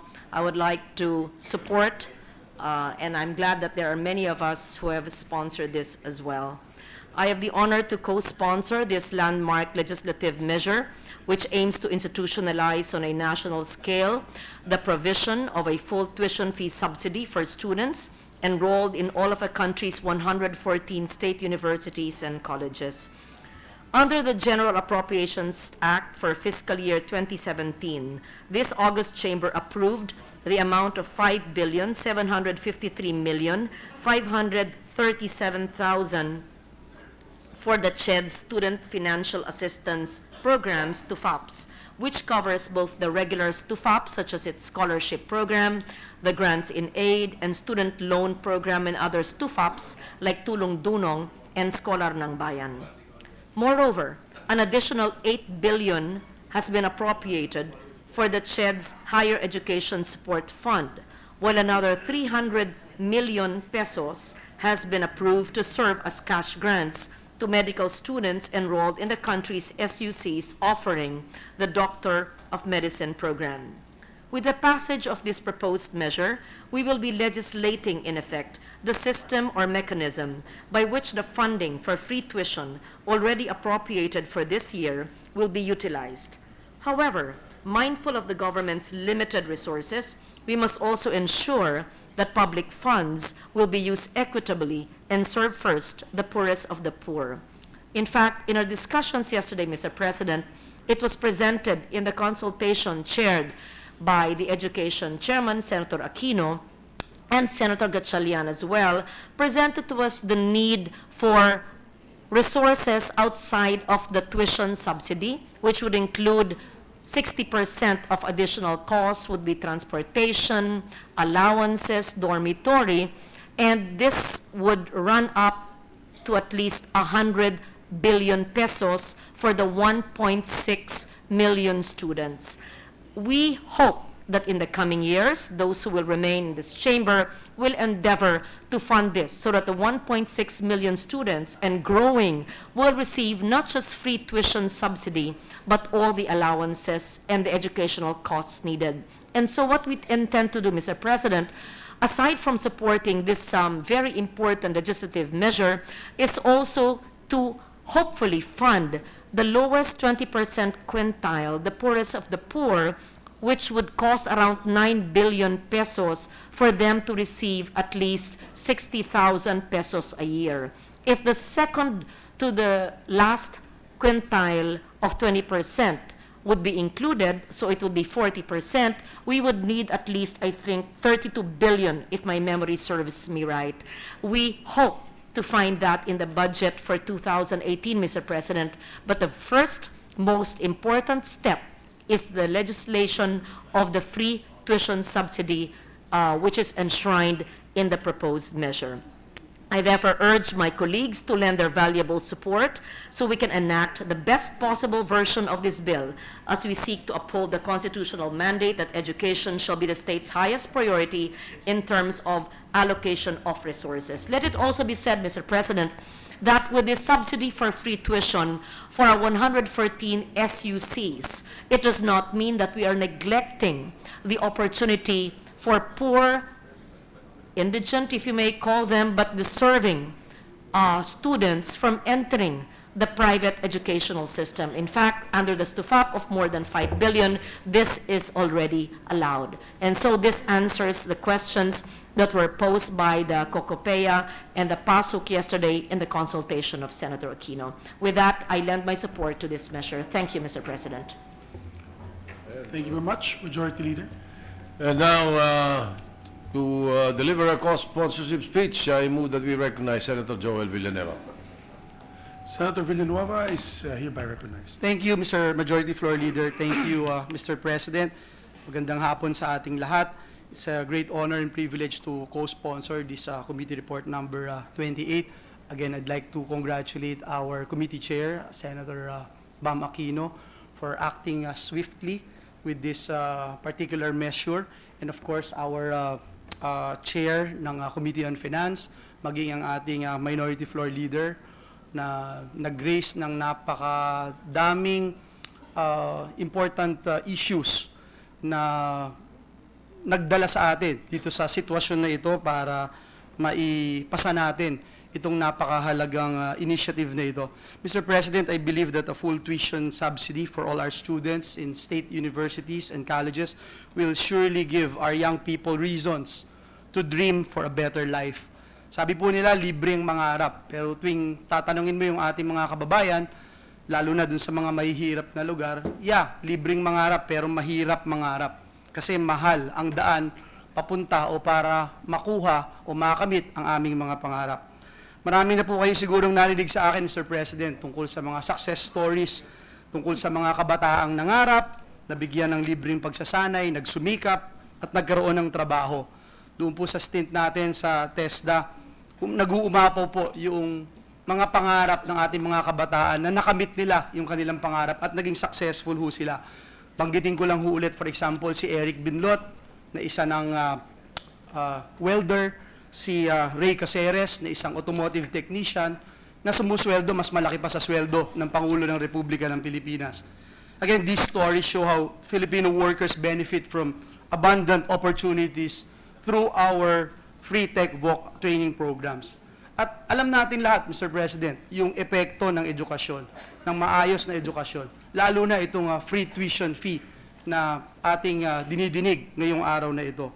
Ito ay nagiging daan para magkaroon ng trabaho, nagiging daan para magkaroon ng magandang hanap buhay ang ating mga kababayan.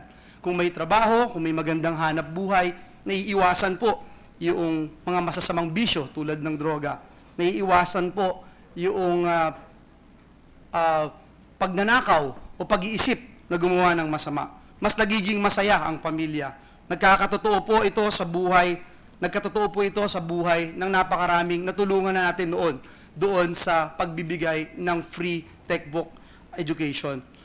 Kung sa unang semestre pa lamang, Mr. President, sa kolehiyo, ay tiyak na ng mga kabataan na makakatapos po sila ng kolehiyo dahil sa libreng tuition fee.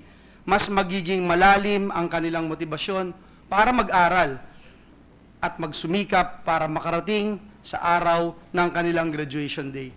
I fully support this measure. Naniniwala po ako, Mr. President, na ang magandang edukasyon ay makakatulong upang magkaroon ng mas magandang kinabukasan ang ating mga kababayan. Lack of financial capacity should not be a constraint for any Filipino to pursue the best versions of themselves. They say that education is a great equalizer, and we strongly believe that a free higher education tuition fee will enable households that normally forego higher education due to financial constraints to go to college and pursue higher education. Mr. President, giving free education will also give Filipinos more career options. Again, Mr. President, hindi po kayang suklian o hindi po kayang sukatin ang balik sa ating bayan ng inisyatibong ito na bigyan at mag-invest tayo sa larangan ng edukasyon. Tulungan po natin ang ating mga kababayan na hindi lamang mangarap, kundi maabot at matupad ang kanilang mga pangarap. Maraming salamat po at magandang hapon. Majority Leader. Thank you, Mr. President. As I mentioned earlier, Senator Laila de Lima and Senator Villanueva wishes to be co-author of the measure.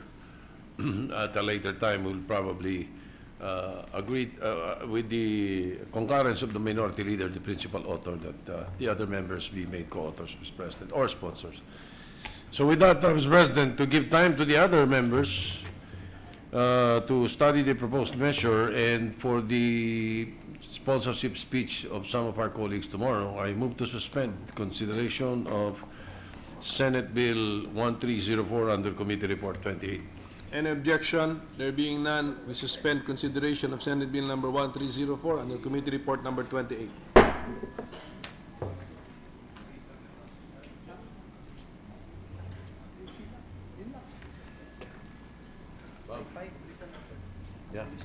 Yeah. Mr. President, I move to resume consideration of Senate Bill 1277 under Committee Report number 19. Is there any objection? There being none, we resume consideration of Senate Bill number 1277 under Committee Report number 19. This is the measure on the free internet access program. The parliamentary status of the measure is that we're still in the period of interpellation. So may we recognize the sponsor, the chairman of the Committee on Science and Technology, Senator Bam Aquino, and to interpellate, Senator Joel Villanueva. Senator Aquino's sponsor is recognized. Senator Villanueva is recognized for interpellation. Thank you, Mr. President. Thank you, Mr. President. Thank you, Mr. Majority Floor Leader. Would the distinguished gentleman from Tarlac yield to very few questions, Mr. President? Of course, Mr. President. Mr. President, distinguished colleague, let me on the onset congratulate the sponsor of this measure. This is very timely at alam natin yung kahalagahan na maidudulot nito hindi lamang sa ating ekonomiya kung hindi maging sa paglikha ng maraming trabaho. Mr. President, distinguished colleague, this will be very brief. I'd like to manifest on the floor that telecommuting is one of the growing flexible working arrangements practiced globally, and that's why this representation also filed Senate Bill number 1033 to encourage the practice here in the country. I believe, as proven in other countries, telecommuting can help improve Filipino workers' productivity and improve work-life balance. That's why, Mr. President, distinguished colleague, adopting this kind of arrangement can also aid in addressing traffic in metropolitan areas by reducing the number of road users. However, we understand that as a prerequisite to these kinds of arrangements, it will require access to internet, Mr. President, to enable telecommuters to work effectively.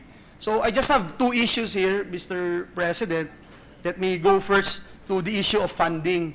Mr. President, with the proposed free public access to Wi-Fi, I'm sure we can expect a sharp increase in overall internet usage. And in the bill, in the proposed measure, it says here the appropriations will be sourced from the budgets of DICT, NTC, and concerned LGUs and NGAs, including the Department of Education and DOH. May we know from the sponsor how much government fund will be utilized, perhaps in the first year of the implementation of this project? Mr. President, to clarify, a smaller implementation has already started. So in the 2016 budget, there was an allocation for 1.6 billion. For the 2017 budget, which we already passed and is already current, there's a 1.7 billion peso allocation. For 2018, this should go up, considering that we put some measures into place which could fast-track the implementation. It will go up to 7 billion. Additional sites. And this, of course, will cover additional sites, no? And the number of the additional sites, of course, will come after the bill is passed, Mr. President. This is, Mr. President, on the part of the national government. Am I correct? Yes, Because Mr. President. in the bill, it also states that concerned LGUs will also be... This is, Mr. President, this is primarily a national government program, but we don't see anything stopping our LGUs from putting up their own or funding their own internet rollout. In fact, I think Manila already is doing that. There are a few other areas which the LGUs have taken it upon themselves to implement this already, Mr. President. What about, Mr. President, the private sector? Do we have, or are we going to tap private sector resources to complement government funds for the infrastructure investment, possibly under a partnership with the government? Was that part Mr. of the- President, there are vendors. So in short, we will be purchasing from them. Okay. And the coverage, Mr. President, what, if any, are the target pilot areas for the implementation of the program? Mr. President, in the bill, there's a description of the areas that we wish to cover. These are all national and local government offices, public basic education institutions, state universities and colleges, public hospitals and health centers, public parks, plazas and libraries, public airports, seaports, and public transport terminals, Mr. President. Now, as to where these are and when, we are leaving it to the DIC to determine that rollout based on the availability of the infrastructure that we need to implement it properly. I asked that question, Mr. President, because I thought it would be appropriate also to consult stakeholders, especially the different industries that will be affected with this program. When I say be affected, this could be more of an advantage Yes. to the industry. For example, Mr. President, if you look at the IT BPM sector, highly dependent po yan sa infrastructure na ito. And ang daming booming industries in the IT sector. For example, yung call center alone, they needed about 130,000 call center agents every year. And there you have the and then you have the health information office industry and other industries. So, Mr. President, I just hope na makonsult din po sila at papaano natin ito mas mapapaayos at mas mapapakinabangan. Yes, Mr. President, our friends from the DICT are saying that they are doing it and they will continue to do it, Mr. President. Thank you, Mr. President. And one last point that I'd like to raise on the floor, with the permission of the distinguished sponsor, is with regard to the infrastructure itself. Would the proponent know the expected initial increase in the internet usage with the implementation of the bill? I actually spoke with the distinguished sponsor before this interpellation and gave my 2 cents given the lag in the ICT infrastructure development. Mr. President, distinguished colleague, do we know the possible impact, or have we at least anticipate the possible impact of this measure on the internet efficiency, given the limitations, Mr. President, of existing infrastructures which are already in place? Mr. President, the current funding, which is for 13,000 sites, will need about 50 gigabytes of internet allocation. 50 gigabytes. 50 gigabytes. And Mr. President, I think the concern of this representation is on how are we preparing to possible problem of congestion?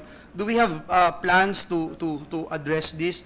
And as I was told a while ago by some friends from DICT, this will not affect in anyhow because somehow we will have an exclusive infrastructure that will cater for this particular program. Yes, Mr. President, firstly, the internet allocation that we are purchasing, we will buy directly from the international vendors, no? Firstly. Secondly, the times that we will use the infrastructure of the private sector, it should not affect congestion because, Mr. President, the capacity of a fiber optic cable is actually in the terabytes. So in short, Mr. President, the current infrastructure that's already in place, but again, this is still limited, no? So kumbaga kung nasaan siya, although hindi siya everywhere, can handle that load. Because kaya po ng mga fiber optic cables to actually carry more load. The current load of the private sector plus this is still way less than the total capacity of the current fiber optic network that's already in place. What's important, I think, Mr. President, is that iba yung pinagkukuhanan natin ng internet source, no? And we're buying directly from outside so that whatever allocation the private sector has will not be affected. Meaning to say, Mr. President, kahit na parehong tubo yung dinadaanan ng tubig, iba yung source na Ibang tubig to. pagkukuhanan ng Opo. tubig. Yes, Mr. And the way I understand it, Mr. President, ang lalaki ng mga tubo. Kasi their capacity is so much bigger than what is actually flowing. No? If our friends from the ICT are agreeing with me. No? And it is a committed, once we purchase it, Mr. President, it's a committed internet resource for this national government program. Yes, Mr. President, and thank you for clarifying that because magbibigay ito ng peace of mind doon sa mga nagwo-worry na baka, again, I don't know if it was yesterday when we were discussing this on the floor informally with some of our colleagues na kung yung binabayaran nga ay mabagal na, how much more pag naging libre pa. And so we wanted to make to have that as an assurance from the ICT that this will never happen. Thank you, Mr. President. The assurance is there. But, Mr. President, for the record, we'd just like to mention that there's a 3-tier program per citizen, which is at 50, 200, and 300. No? 50 for anyone. Actually, not citizens, because tourists can actually avail of it. No? So, 50 megabytes for anybody. 100 megabytes is the next tier, which is for registered users. And then 300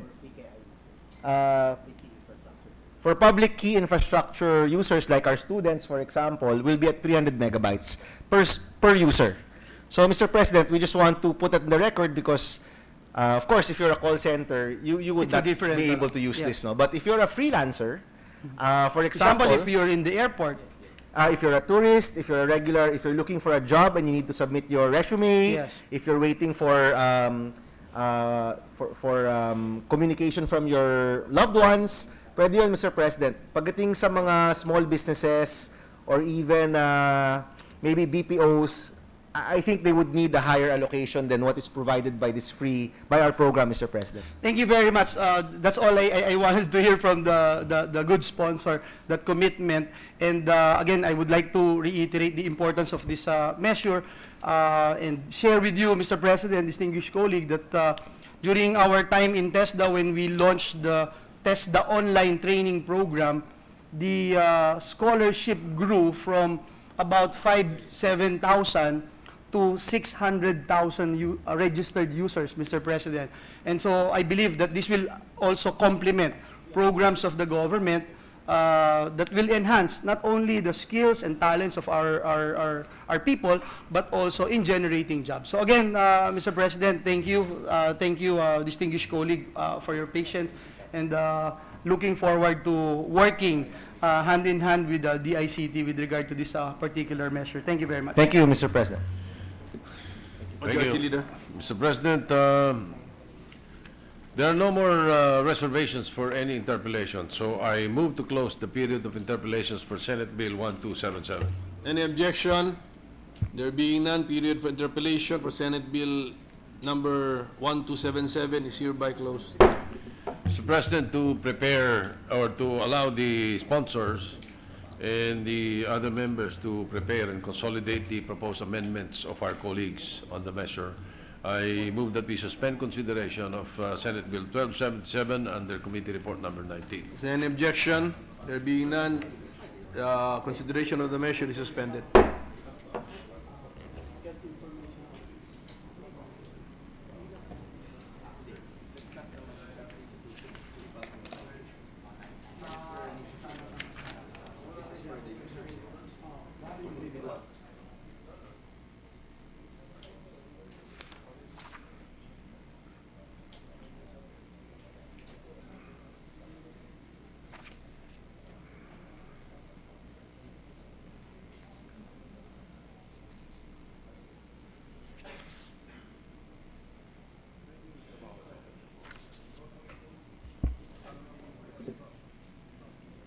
A minute suspension.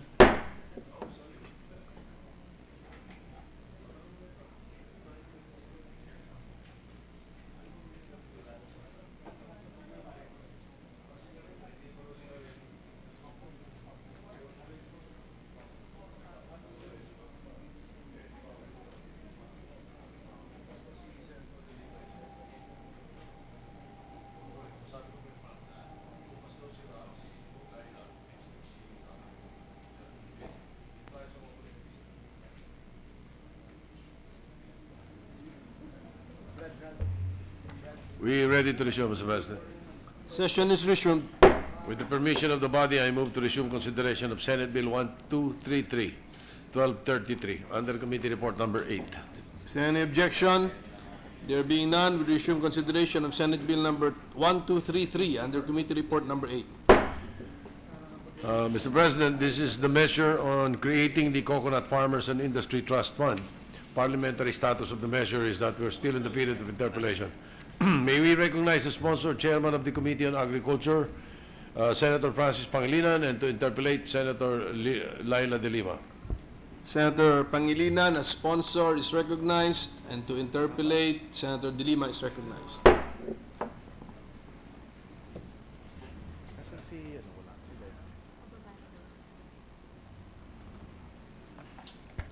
Thank you, Mr. President.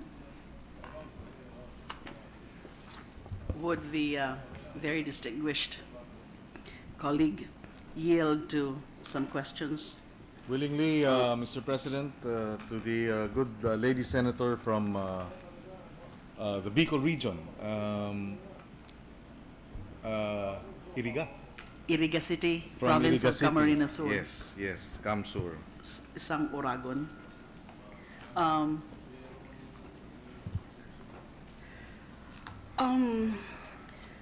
Going over the proposed measure, which is a very significant piece. The most remarkable and which is actually the core thrust of this measure is the consolidation of all coconut levy funds or assets which have been established under several statutes. It's the reconveyance of such assets, the creation of the trust fund, which is a one single fund, trust fund, and which you also describe as perpetual fund, to be managed by a committee or trust committee. The measure gives the impression, or seems to give the impression, that none of the existing statutes provide for a trust fund. Is that a correct assumption? Or to put it differently, the other funds established under various statutes, and we are Special account. those other funds which were established under various statutes were not in fact in the nature of trust fund in its truest sense. Is that a correct assumption? That is correct, Mr. President, Madam Chairperson, that is correct. There is no existing trust fund that would encompass all the cocoa levy funds and assets that have been generated, whose principal have earned interest in the last 44 years since the levy was collected. Because those other funds created under various statutes would actually refer to Coconut Investment Fund, the Coconut Consumers Stabilization Fund, the Coconut Industry Development Fund, the Coconut Reserve Fund. And these are all enumerated in the proposed measure. Yes, but that is nothing about, it's not really a trust fund. That is correct, Madam Chairperson. And when the cocoa levy funds were embroiled in a lot of legal disputes, the fund was then put into the nature of a trust fund pending the resolution of the cases before the court, before the Supreme Court. But this was an act of the judiciary. It was not a trust fund created by law. And the mechanism now being envisioned under this proposed measure is to precisely give to a particular group called the Trust Committee to manage That is correct. the funds. And as you earlier mentioned, that it is in the nature, as proposed, of a perpetual fund to be managed by the Trust Fund Committee. And under page 8, section 11, it appears from the reading of the said section that the plan provides for the policies and guidelines in the utilization of the Coco Levy Fund and for the development and rehabilitation of the coconut industry.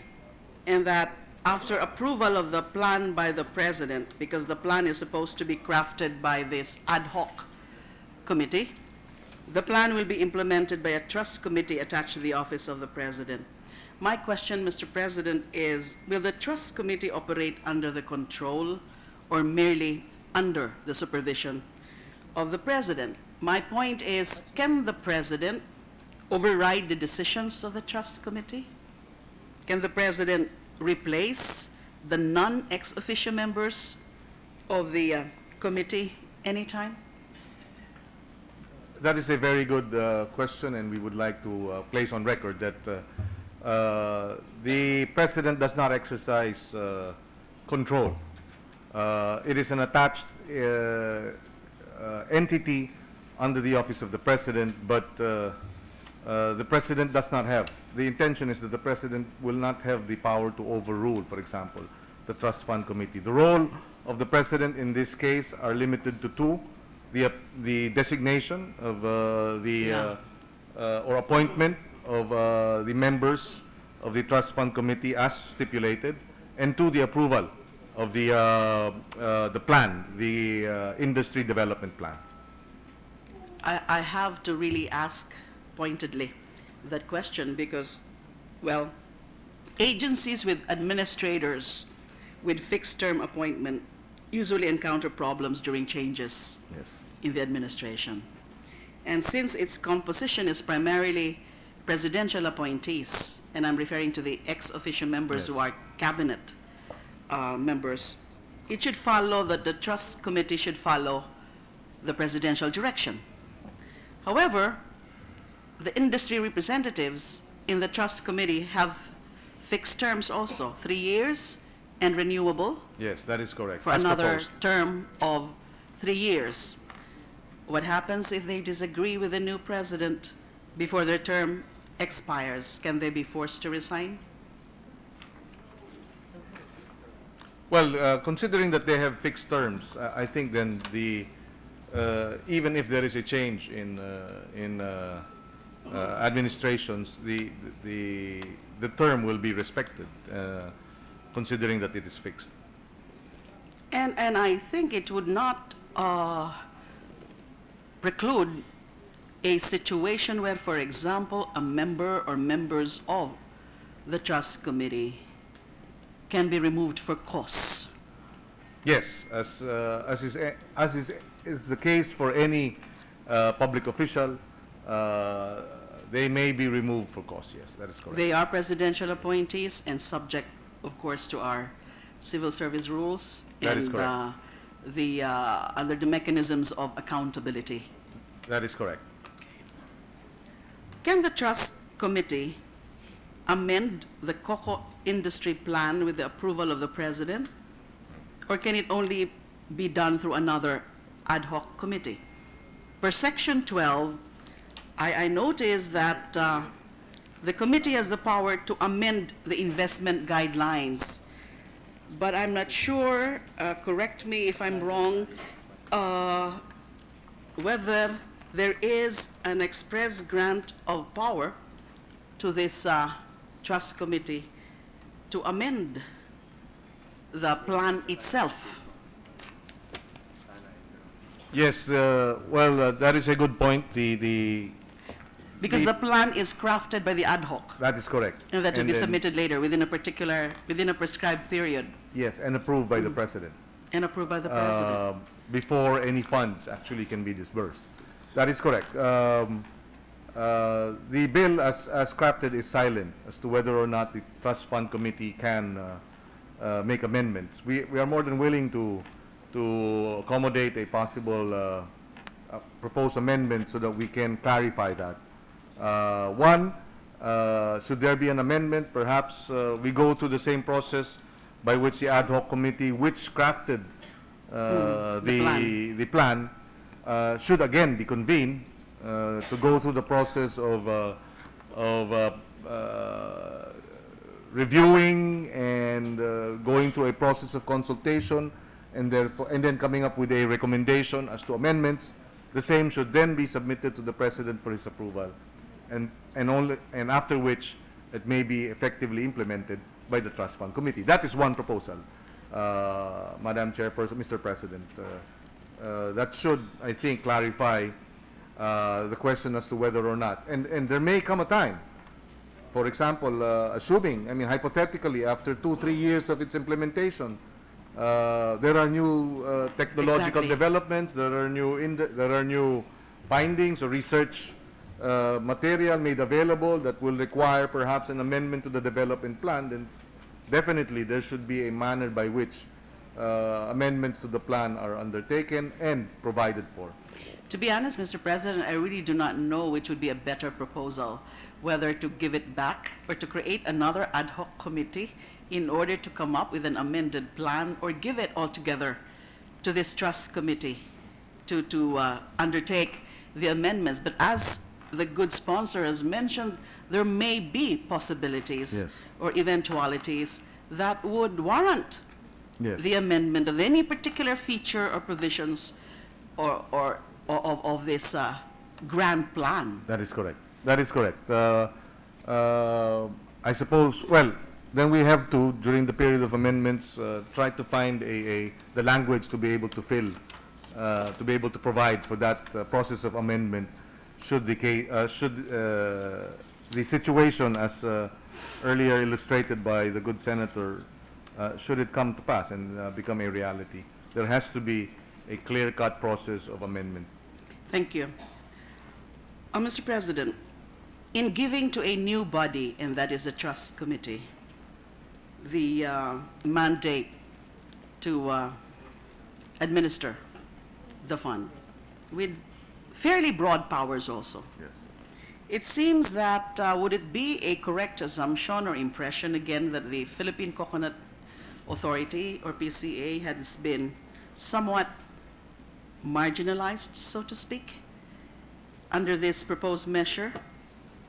Well, I wouldn't say marginalized in the sense that, because the Philippine Coconut Authority has a specific mandate, apart from its participation and involvement in the use and utilization of the Coco Levy Fund. We'd like to think that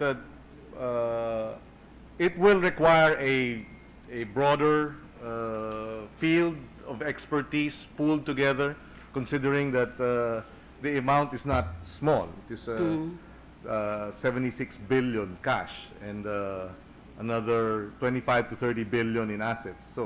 So this is perhaps to provide the necessary safeguards, number one, in the disbursement and utilization of the fund, and to provide the necessary support and expertise that the PCA, as it is constituted today, may not necessarily have. And speaking about the mandate of the PCA, and that is provided for under PD 232. Now, and in relation to the mandate, we are entrusting or giving to the proposed trust committee. Do the mandate of this proposed trust committee in implementing the cocoa industry plan overlap, or does it supplant the existing functions of the PCA? I can imagine that there could be really cases here of overlapping Yes. of functions. So is there an intentional supplanting of certain powers and functions of the PCA under its own charter? Well, the overlapping of functions and duplication in real terms, in terms of execution, is always a possibility. And to prevent that and to avoid that, precisely, we put the PCA as part of the Trust Fund Committee. It has a voice. It will participate in the deliberations, and hopefully, because of their presence and their participation and their role in the Trust Fund Committee, this can be streamlined and certain areas can be, certain overlapping functions as well as duplication of programs can be avoided. We also provided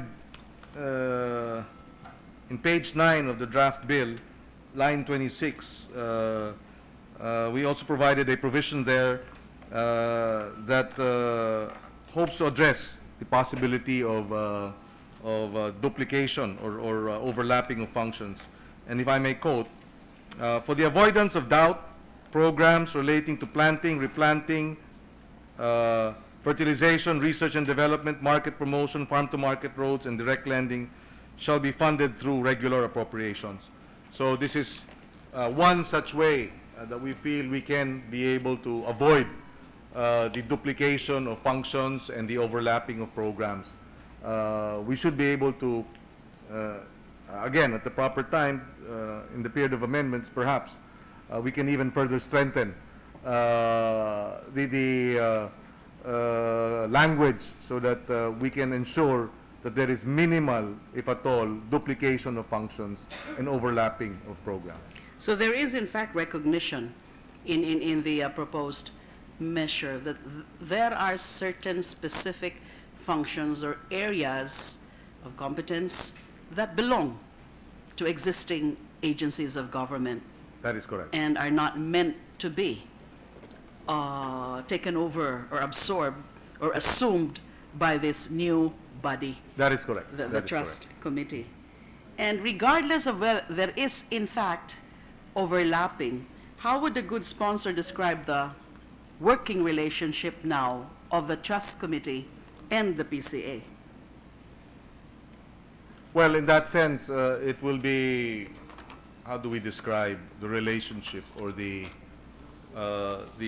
official,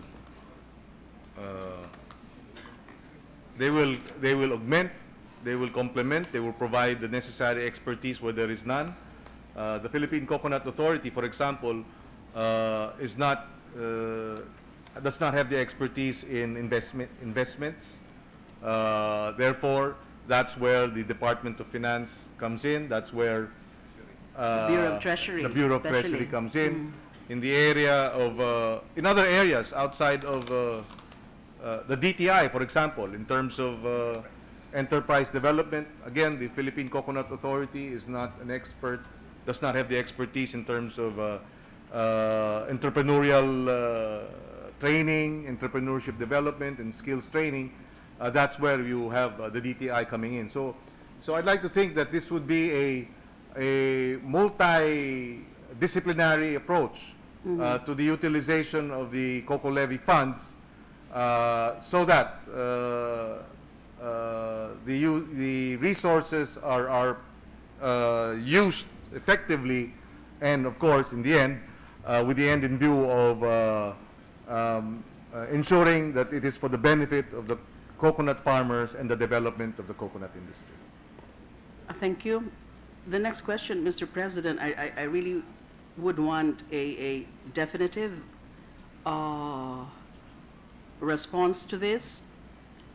Does the plan refer only to activities that may be undertaken in the utilization of the COCO levy assets or funds, or is it a development plan for the whole coconut industry?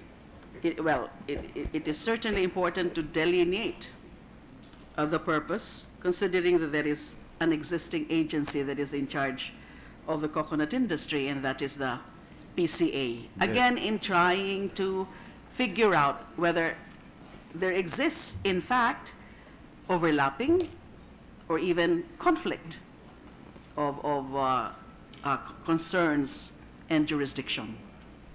So is it for both the utilization of the COCO levy assets or funds as well as the development of the whole coconut industry?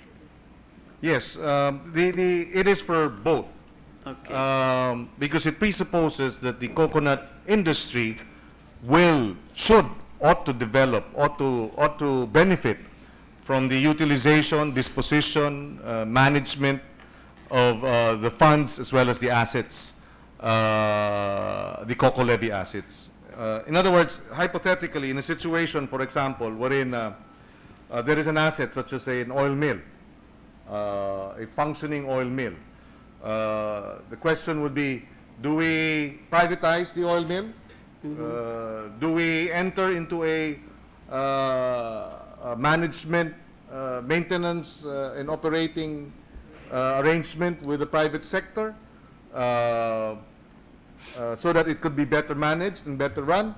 The trust fund committee will have to get the experts, will have to consult the industry experts as well as financial experts and see whether or not privatizing the oil mill would be more beneficial to the industry, or keeping the oil mills as a means for the farmers to be able to do value adding of their coconut harvests. So these are a hypothetical situation wherein the trust fund committee will decide. And we don't foresee any situation where the PCA, citing its own mandate, would try to raise issues on certain decisions or actions of this committee, the trust committee or trust fund committee. Yes, there will always be a possibility that the PCA will not, or the leadership of the PCA may see things from a different vantage point compared to the, in contrast with, or the positions to be taken by other members of the trust fund committee. But of course, in the end, this is a collegial body, and they will have to determine by way of consensus, hopefully, but if not possible, then they will have to vote. That's precisely why you have 6 representatives from the farming, the agriculture, farming sector, and then 5 ex officio members from the government. Now, if the trust committee supervises and monitors the execution of the cocoa industry plan under Section 12.8 of this bill, who is in charge of its execution? What this is, sorry, 12. Can we have the question again? Sorry. If the trust committee under Section 12A of the bill is tasked to supervise and monitor the execution of the cocoa industry plan? Yes, the approved coconut industry plan. Yes. Who is in charge of its execution?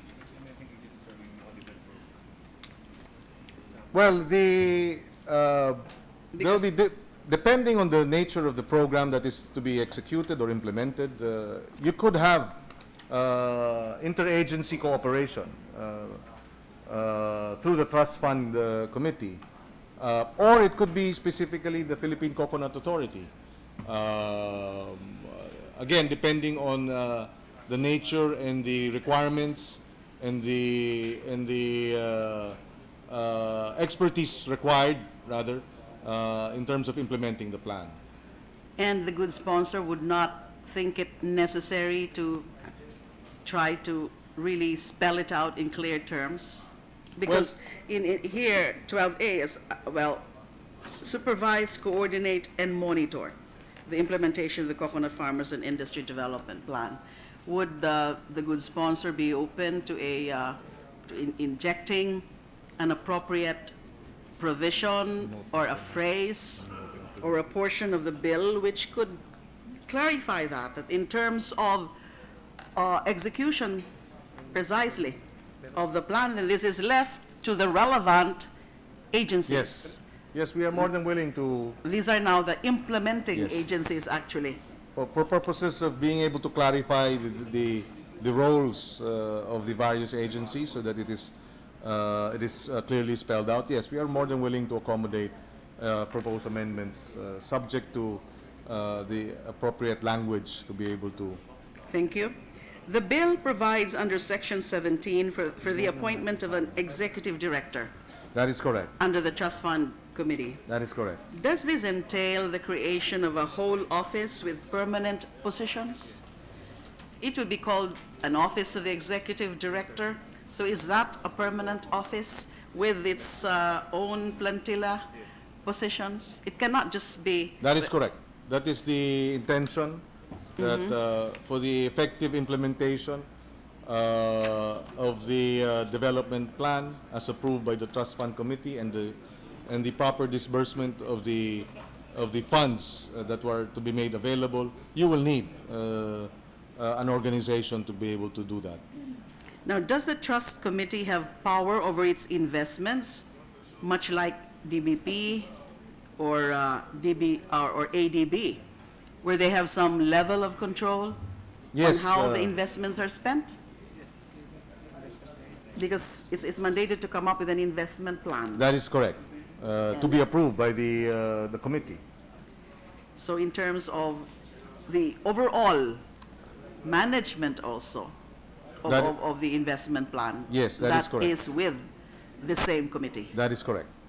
Under Section 10, the Bureau of Treasury is appointed as the depository of the trust fund and may be appointed by the Trust Committee as a fund manager of the investments. And under Section 12, the Trust Committee is empowered to appoint fund managers as it deems necessary to manage the investments of the trust fund. Apart from the Bureau of Treasury, who else may be appointed as fund manager as contemplated under the provisions I cited? Must we not limit this to government depositories like the Land Bank of the Philippines and the DBP?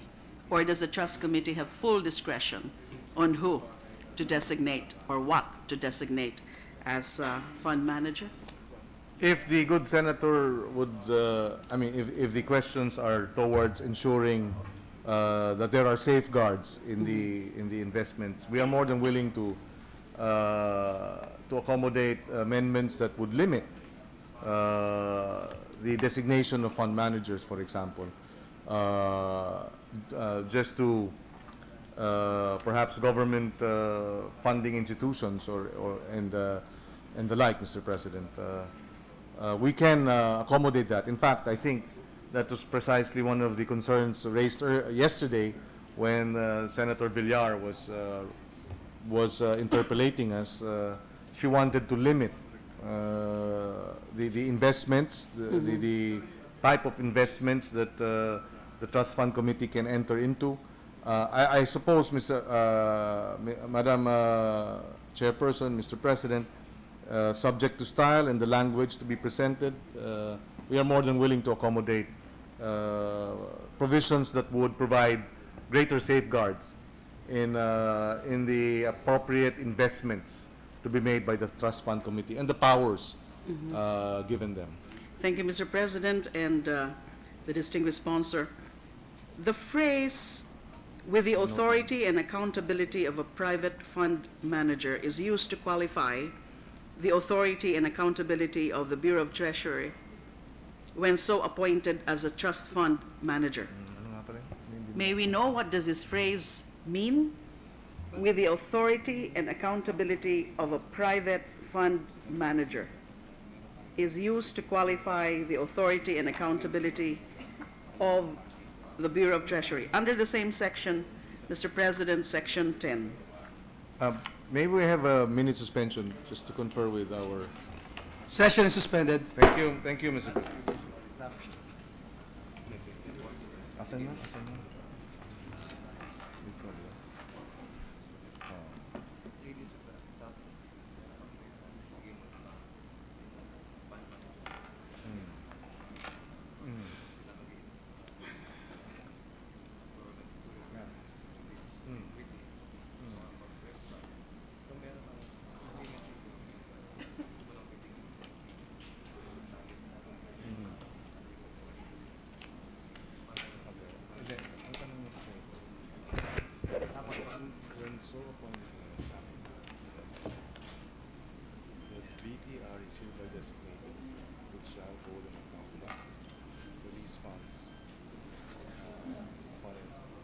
So appointed by the committee, act as fund manager with the authority and power as that of a private fund manager.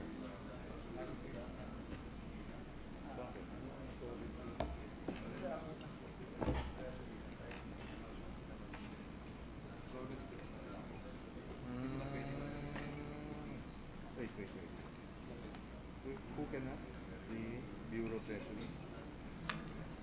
under law, under existing law?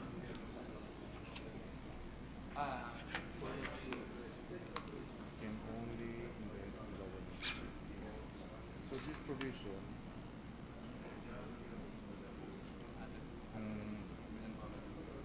because, yeah, but can we do that? Can we amend?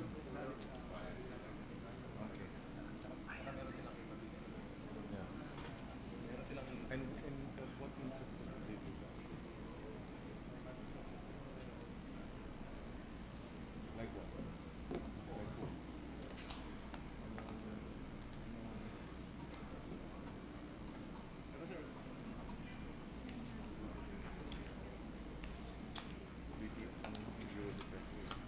Ready to resume, Mr. President. Sessions resumed. Yes, just to explain the letter C of Section 10, when so appointed by the committee, act as a fund manager of the investments of the trust fund with the authority and accountability as that of a private fund manager. I have been informed, Mr. President, and the Bureau of Treasury has informed us that under existing law and the charter of the Bureau of Treasury, they can only invest in government securities. That's right?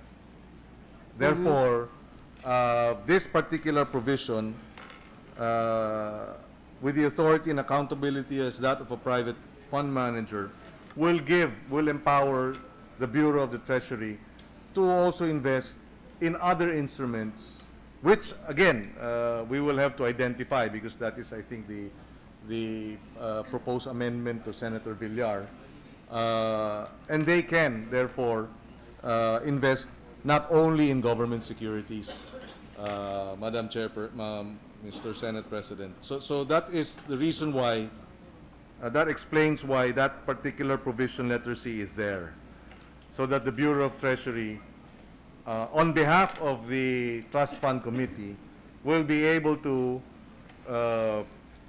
invest not only in government securities, but other high-yielding instruments. And so that addresses the matter of the authority That is correct. of the Bureau of Treasury as a private fund, or when appointed as a trust fund That is correct. manager. What about the accountability? Is there a different dimension of accountability insofar as private fund managers are concerned? In case of bad judgment? Yes, the accountability would be based on the guidelines that actually are approved by the Trust Fund Committee. And therefore, the Bureau of Treasury will be made to account for its investments, and that it should be consistent with the investment guidelines and not go beyond what is provided for in the investment guidelines. One final point, just to be very clear about this, I know that I think this was also touched in the course of Senator Villar's own interpellation. Just want to be very clear about this. So even if the Trust Committee is meant to be an income-earning agency, it does not have a corporate existence like a GOCC. Hence will not be regulated by GCG. This is not covered, I think, by the interpellation of Senator Villar, but rather it's Senator Poe's Yes. interpellation. Because as a trust, it will make important financial decisions on funds meant to support the coconut industry. That is correct. It gives the trust committee accountability for these decisions. There may be, or there is, I think, a school of thought that it would serve the principles of accountability and transparency to submit the trust committee under the supervision of the GCG. But I know that the good sponsor has adequately responded to Yes. that point Yes. raised. That is correct. So that is very clear, that we are not envisioning the Trust Committee to be a GOCC. That is correct.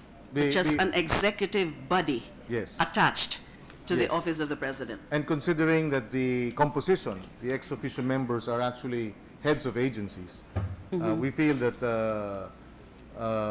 this would suffice in terms of ensuring that that the funds that are to be utilized and invested would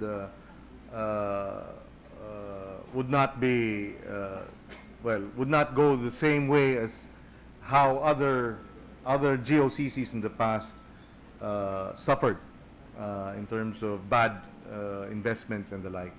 The opposite view would argue that precisely the GCG has been created to exactly forestall recurrence of similar abuses on the part of GOCCs. So that's not Yes. Well, a strong enough argument. we can actually we would like to see the language if for example mandating the trust fund committee to submit regular reports perhaps to the office of the president or maybe to the GCG. If I'm not mistaken, the measure, I think, has provided, in fact, for that already, the biannual Yes. Now if the reports. if perhaps a more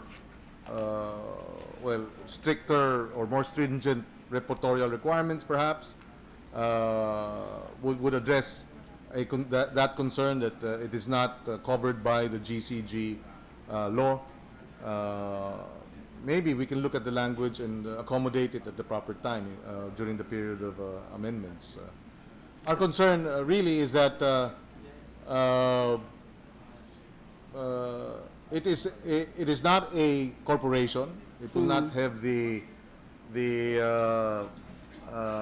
how do you call it, the baggage of having to run its affairs as a corporation. It will be, and it is a top level Executive body. And we would hope, and it is envisioned that precisely the top level nature of the Trust Fund Committee would require that it act and it will have greater public scrutiny because you do have the Secretary of Finance, the Secretary of Agriculture, the Secretary of Trade as members of the Trust Fund Committee. Thank you, Mr. President. That ends my interpellation.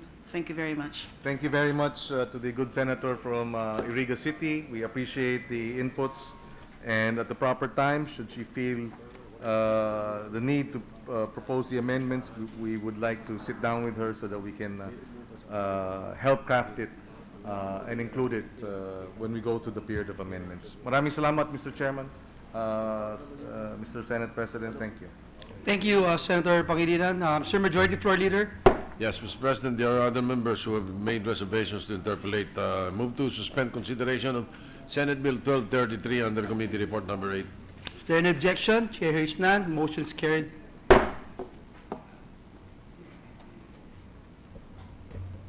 President, I move to resume consideration of Senate Bill 1239 under Committee Report Number 10. Is there any objection? Chair hears none. Motion is carried. Mr. President, this is the measure strengthening the PNP Criminal Investigation Unit.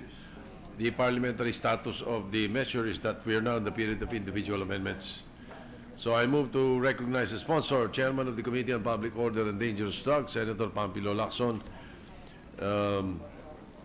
and to introduce individual amendments, may we recognize the Minority Leader, Mr. President, Senator Ralph Recto. Senator Lacson and Senator Ralph Recto, our Minority Floor Leader, are recognized.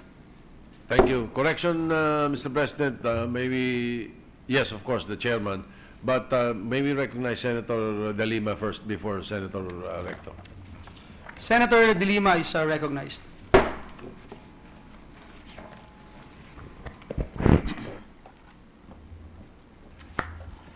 Thank you, Mr. President.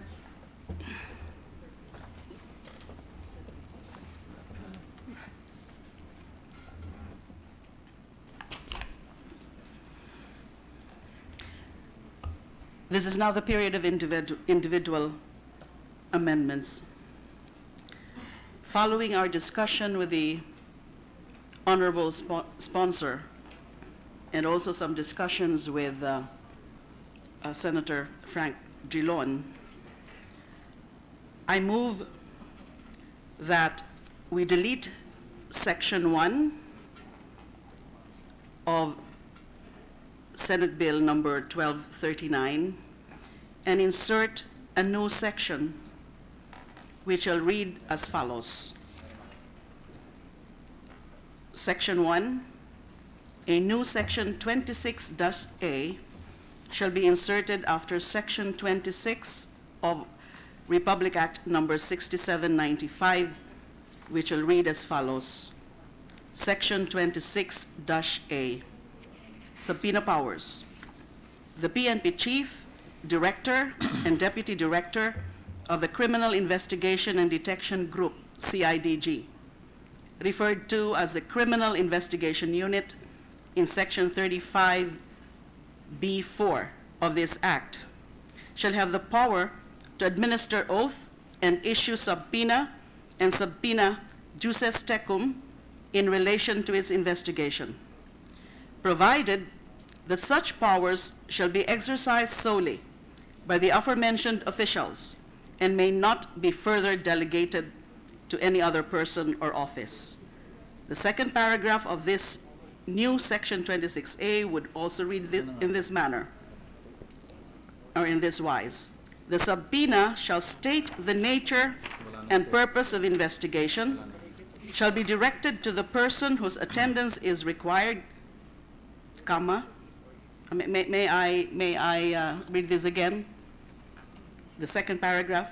The subpoena shall state the nature and purpose of investigation, comma, shall be directed to the person whose attendance is required, comma, and in the case of a subpoena juces tecum, comma, it shall also contain a reasonable description of the books, documents, or things demanded, which must be relevant to the investigation. Then the next paragraph of the same new Section 26A would read this way. Failure to comply with subpoena and subpoena juces tecum shall authorize the filing of a case for indirect contempt under Rule 71 of the Rules of Court with the Regional Trial Court. May I briefly explain my proposed amendment? I believe that it would be better if the subpoena power of the PNP officials be stated in a new section, rather than just stating it in general that the law, Republic Act number 6795, would now be authorizing the taking or the issuance of subpoena by the PNP through the stated officials. The power to administer oaths and subpoena should not be given to the director of CIDG to the exclusion of the PNP chief. That's the very proposal, in fact, of Senator Frank Drilon, which I am also adopting and proposing. Thus, the same power should be given to both offices. The authority to issue subpoenas compelling the testimony of witnesses or the production of evidence is a broad power that is susceptible to abuse. And therefore, the qualification seeks to prevent, and I'm referring to the second paragraph of the proposed new provision, it seeks to prevent the arbitrary and indiscriminate issuance of the subpoena to lower ranking. I'm sorry, I'm still referring to the non-delegation of the power. It seeks to prevent the arbitrary and indiscriminate issuance of the subpoena to lower ranking officers. This proposed amendment also seeks to put in standards. We know that there are standards for the issuance of subpoena, both under the rules of court and under case law or jurisprudence. Now, we are minded to adopt the standards laid down by jurisprudence. And one example is the case of Evangelista versus Harencio. This is a 1975 case wherein the Supreme Court provides the basic requirements for due process in the exercise of subpoena powers to law enforcement agencies. Although the proposed amendment does not really quote those standards laid down in that case law, that case of Evangelista versus Harencio, this representation feels that the proposed second paragraph of this new provision, section 26-A, which is actually the proposal of Senator Frank Drilon, would very well address the need for standards. It would be prudent for us to include by express mention in the proposed amendment the standard laid out for the proper exercise of subpoena powers. And the express mention by reference of the relevant provisions of the rules of court would ensure that this power may not be abused by the PNP officials by subjecting this power to the available checks by the judiciary. And with respect to the penultimate or the last proposed paragraph of the proposed new section 26-A, this representation would want to remind everyone that the PNP cannot be given the power to hold any person in contempt for failure to comply with a subpoena. Willful failure to comply with subpoena will authorize a case for indirect contempt under Rule 71 of the Rules of Court. It can be filed with the regional trial court having jurisdiction over the place where the subpoena is issued. That is, in fact, the prevailing rules, even insofar as other administrative subpoenas are concerned. So, Mr. President, that is the amendment being proposed by this representation in consultation and in coordination with Senator Frank Drilon and also with the good sponsor. Accepted, Mr. President. Yes, the minority floor leader is With the recognized. permission of the majority leader, may I ask for a minute suspension? 1 minute suspension.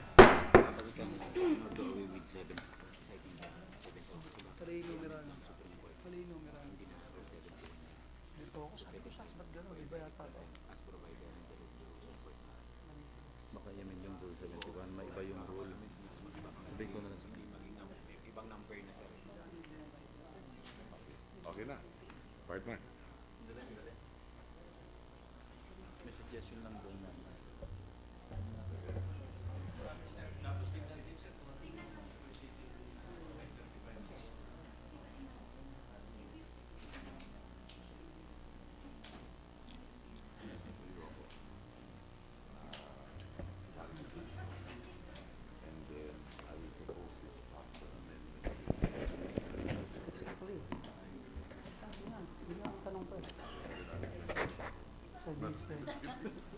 Baka pwede. Yun ang punchline doon.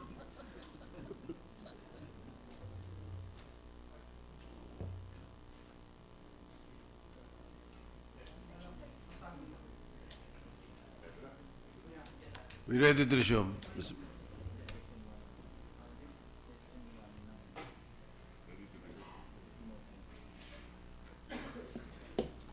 Mr. President. Session is resumed. The Senate Minority Leader is now recognized. Yes, thank you, Mr. President. I sought clarification from the sponsor of the motion before it was accepted, Mr. President. I generally agree with the nature of the amendments for us in the minority to vote properly. But may I make an amendment to the amendment, Mr. President? Is it in order for me to make an amendment to the amendment? Mr. Majority Floor Leader, Amendment to the amendment. Allowed naman. there is a The bill is not a substitute bill, right? It is a substitute bill, Mr. President. substitute na. No? It's a substitute bill. Yes, it is. Amendment to the amendment that is being proposed is acceptable, Mr. President, yes. Then that is in order. Senate Minority Leader is recognized. Yes, thank you, Mr. President. Just a clarification from the sponsor of this amendment to the gentle lady, Senator Laila de Lima. Mr. President, my understanding of the bill, Senate Bill 1239, is that it is only the director and the deputy director of the CIDG which is being authorized to issue a subpoena and to administer the oath. My understanding of the amendment is, one, it limits it to the director and deputy director of the CIDG. So there's a limitation. But then it further adds that the chief PNP can also issue a subpoena and administer the oath. Is that correct? That is correct, Mr. President. Okay. Mr. President, there is an idea here similar to how we conduct investigations in the Senate and for purposes of issuing subpoenas. The chairman of a committee in the Senate cannot issue a subpoena but can only recommend to the Senate President. Following this practice, Mr. President, the recommendation from the minority is that only the chief PNP be given the authority to issue a subpoena, and that the upon the recommendation of the CIDG director, and that the director of the CIDG is authorized only to administer the oath in such cases. Would the lady Would the proponent from Bicol of the amendment be amenable? concur with the, before we ask the author? Thank you, Mr. President. I'm afraid that even if I do recognize the wisdom of the proponent of the amendment to It the would appear that the amendment, wisdom of the... incidentally, this is the... I was requested by a member of the minority, particularly Senator Trillanes, to sponsor this amendment. And you know, I'm glad that the gentle lady recognizes the wisdom of this amendment. yes, I do recognize the wisdom of the amendment, but I'm afraid that it would actually cause some limitations or unreasonable But that is the idea, to cause the limitation. complications insofar as the operational aspects of this amendment, because if we adopt that proposed amendment, that it is only upon the recommendation or that the CIDG director and the deputy director on their own, at their level, cannot issue subpoena, but instead be just recommending to the chief PNP, who will be the one to issue. And it is only the PNP chief who would be issuing, then it would create some operational difficulties in the sense that the PNP chief itself has has a very vast area also of concerns and responsibilities that would require him to be everywhere and anywhere in this country to address very pressing problems of peace and order. But And it might entail operational difficulties. And if we compare also the existing subpoena powers of certain other investigative bodies like the NBI, I can cite NBI as a perfect example, the grant of subpoena powers is up to the regional director level, although with good reason, because even regional directors of NBI are required to be lawyers. That is not the case insofar as PNP is concerned. So I'm afraid And that's that precisely the point. What we're doing here right now is that the NBA is allowed to issue the subpoenas because they are lawyers. But the CIDG head may not be a lawyer, the deputy may not be a lawyer.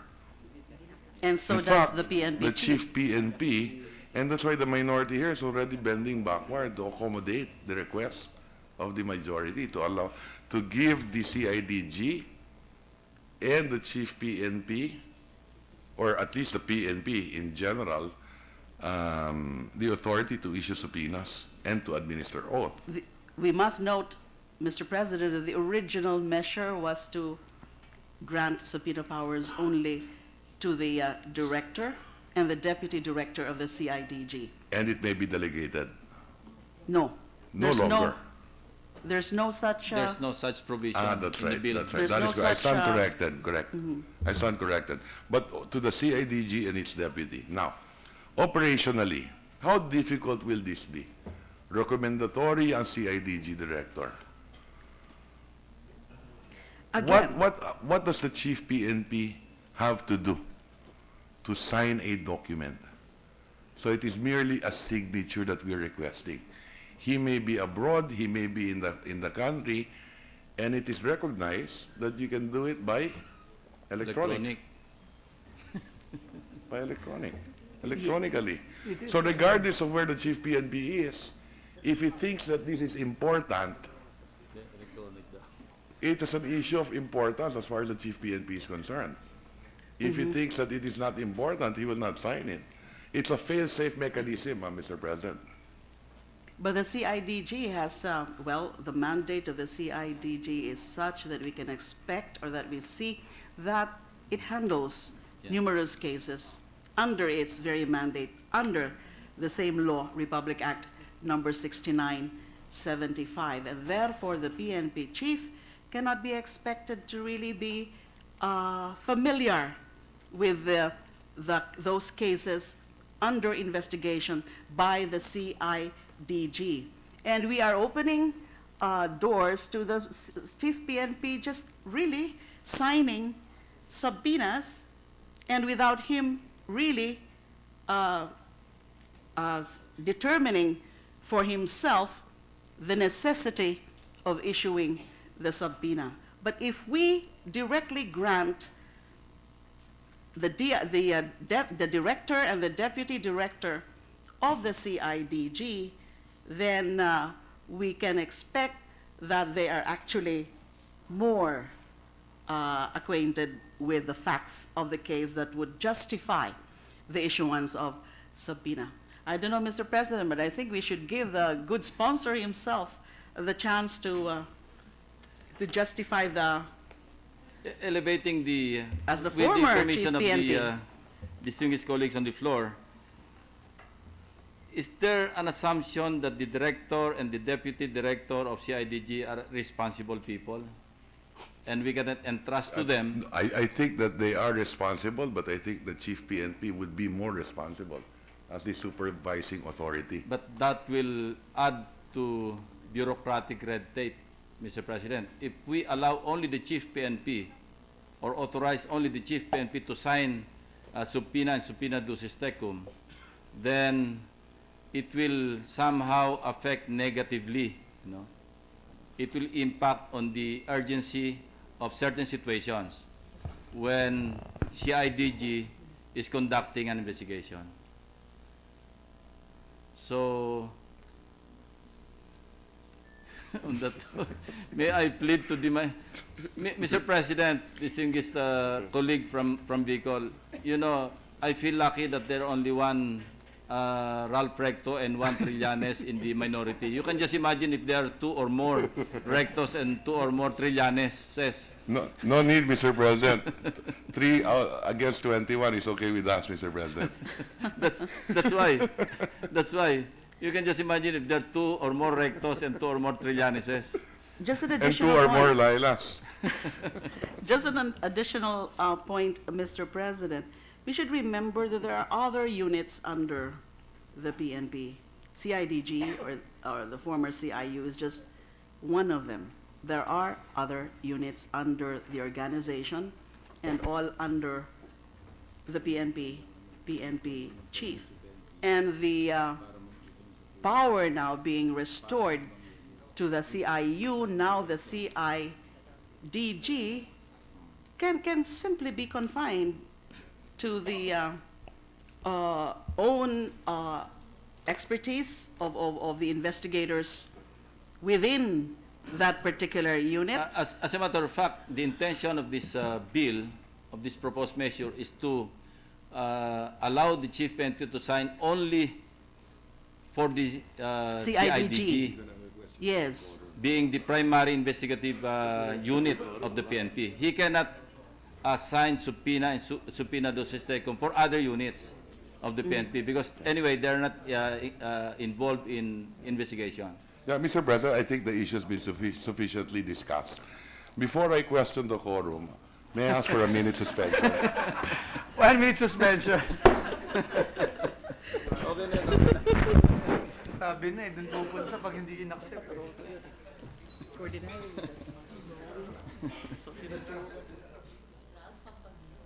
I have only a manifestation, Mr. President. Ready to sorry, resume, sorry. Mr. President. Session is resumed. The author, the chair of the Committee on Public Order and Dangerous Drugs is recognized. Yes, I have already discussed this with the proponent of the first amendment, the original amendment, to delete Rule 71 in the proposed amendment simply because the Supreme Court might in the future amend Rule 71. So instead, delete the Rule 71 and instead, after the word under and of, under the rules of court with the regional trial court. If that is acceptable to the proponent of the amendment, Mr. President. And then we'll change the title na. Would that be acceptable to the... Just delete the word or the words Rule 71 of, those three words. Accepted. Thank you, Mr. President. Mr. President. And also, there may be a necessity to change the title. Yes. Let's do that later. Let's act on this motion first, the Yes, the proposed Majority amendment Leader. of Senator De Lima as amended. If the That is the Minority motion. Leader has withdrawn his proposed amendment to the amendment, Thank you. and the sponsor has accepted the amendment. Is there an objection? Chair hears none. The motion is carried. Thank you, Mr. President. May we now continue with the individual amendments, changing the title of the measure, Mr. President. Is there an objection? Chair hears none. Motion is carried. The sponsor of the measure is now recognized. The title of the measure will now read, an act granting the Chief PNP and the Director and Deputy Director of the Criminal Investigation and Detection Group the authority to administer oath and to issue subpoena and subpoena duces tecum, amending for the purpose Republic Act 6975 as amended, otherwise known as the DILG Act of 1990. No objection, Mr. President. Is there an objection? Chair hears none. Motion is carried. Thank you. Mr. President, I move to close the period of individual amendments. It's a motion to close the period of amendments. Is there an objection? Chair hears none. Motion is carried. Move to approve on second reading Senate Bill 1239, Mr. President, under Committee Report Number 10. Is there any objection? The chair hearing none, the motion to approve Senate Bill number 1239 is approved on second reading. Mr. Majority Floor Leader. President, move for 1 minute suspension. Session is suspended.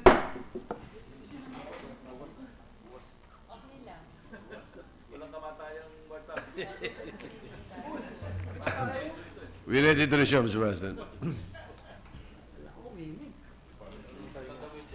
Session is resumed. Thank you, Mr. President. Just one housekeeping.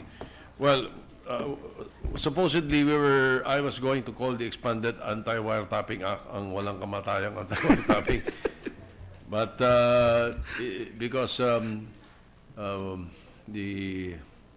our colleagues have been here or have been working since 5 a.m. because they had to wake up at 5:30 or 5 o'clock. I can relate. We will take up the anti-wiretapping tomorrow. Yes, the Minority Floor Leader is Mr. recognized. President, is it possible that when we take up the wiretapping act, that the sponsor of the measure show us some equipment on wiretapping? Can you produce some equipment here in the Senate so that we are all familiarized with wiretapping equipment? Perhaps during the During the period of individual amendments, Mr. President, we will request the COMSEC of the Committee on Rules to place the anti-wiretapping early so that Senator Risa Ontiveros does not have to wait too long until her interpellation on the matter, on the measure, Mr. President. Thank you. So, Mr. President, with the consent of the body, after comparing with the matter to the concerned committee chairs, umukay ka rito. I move that we transfer the primary referral of Senate Bill 507, the Jail Integration Act, from the Committee on Public Order and Dangerous Drugs to the Committee on Civil Service as primary referral, Mr. President. Secondary to the Committee on Public Order. Is there an objection? The chair hears none. The motion is carried. Thank you, Mr. President. I move that we adjourn the session until 3 o'clock in the afternoon of Wednesday, January 25, 2017. Is there any objection? The chair hears none. The session is adjourned until 3 o'clock in the afternoon of Wednesday, January the 25th, 2017.